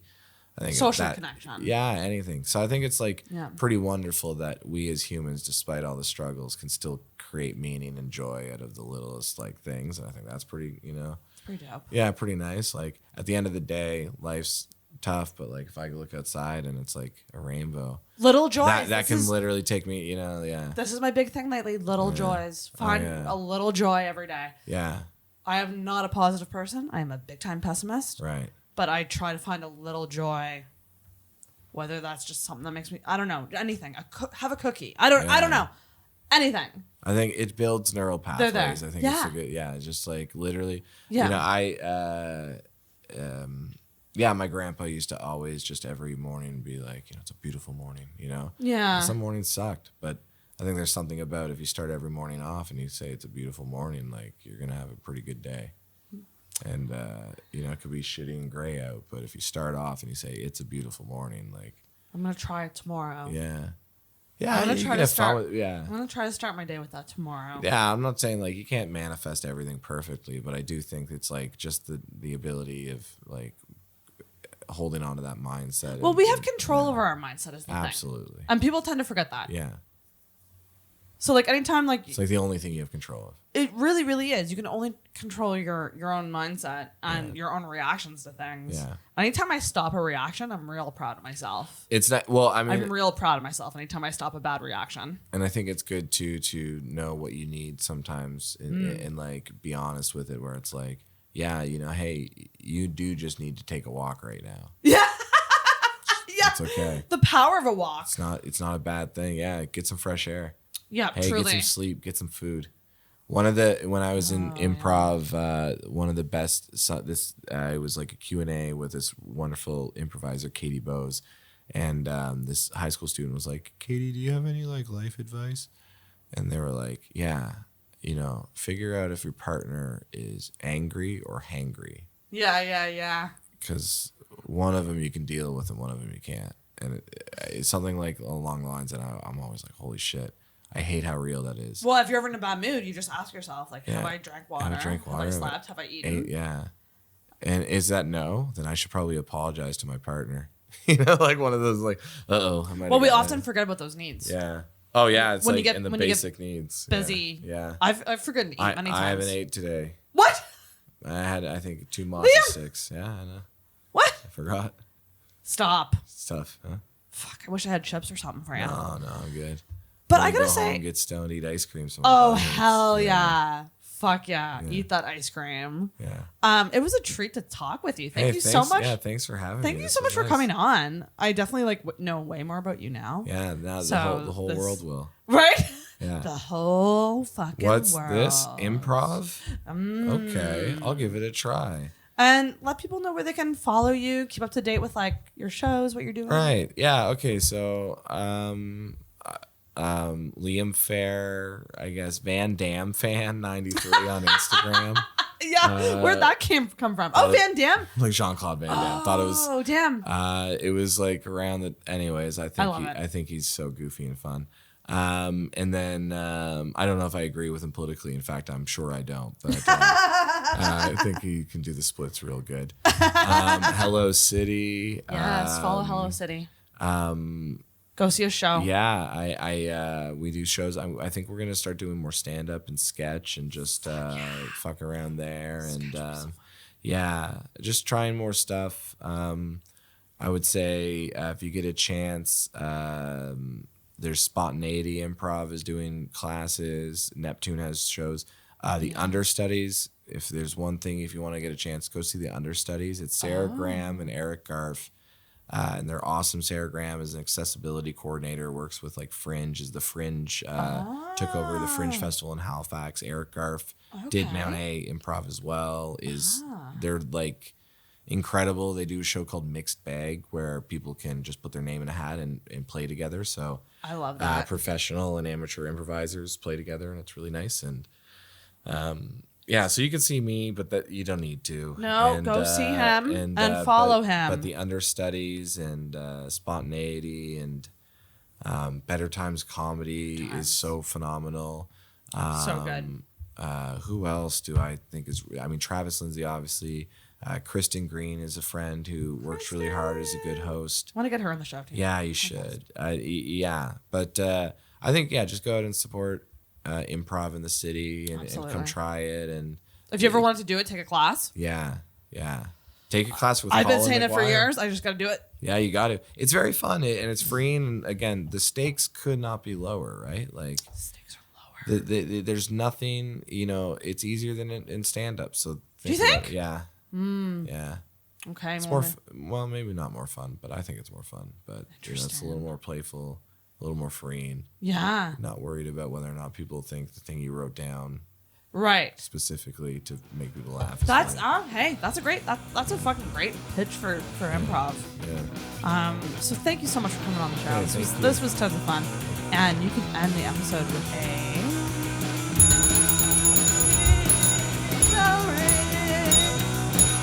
ding ding ding ding.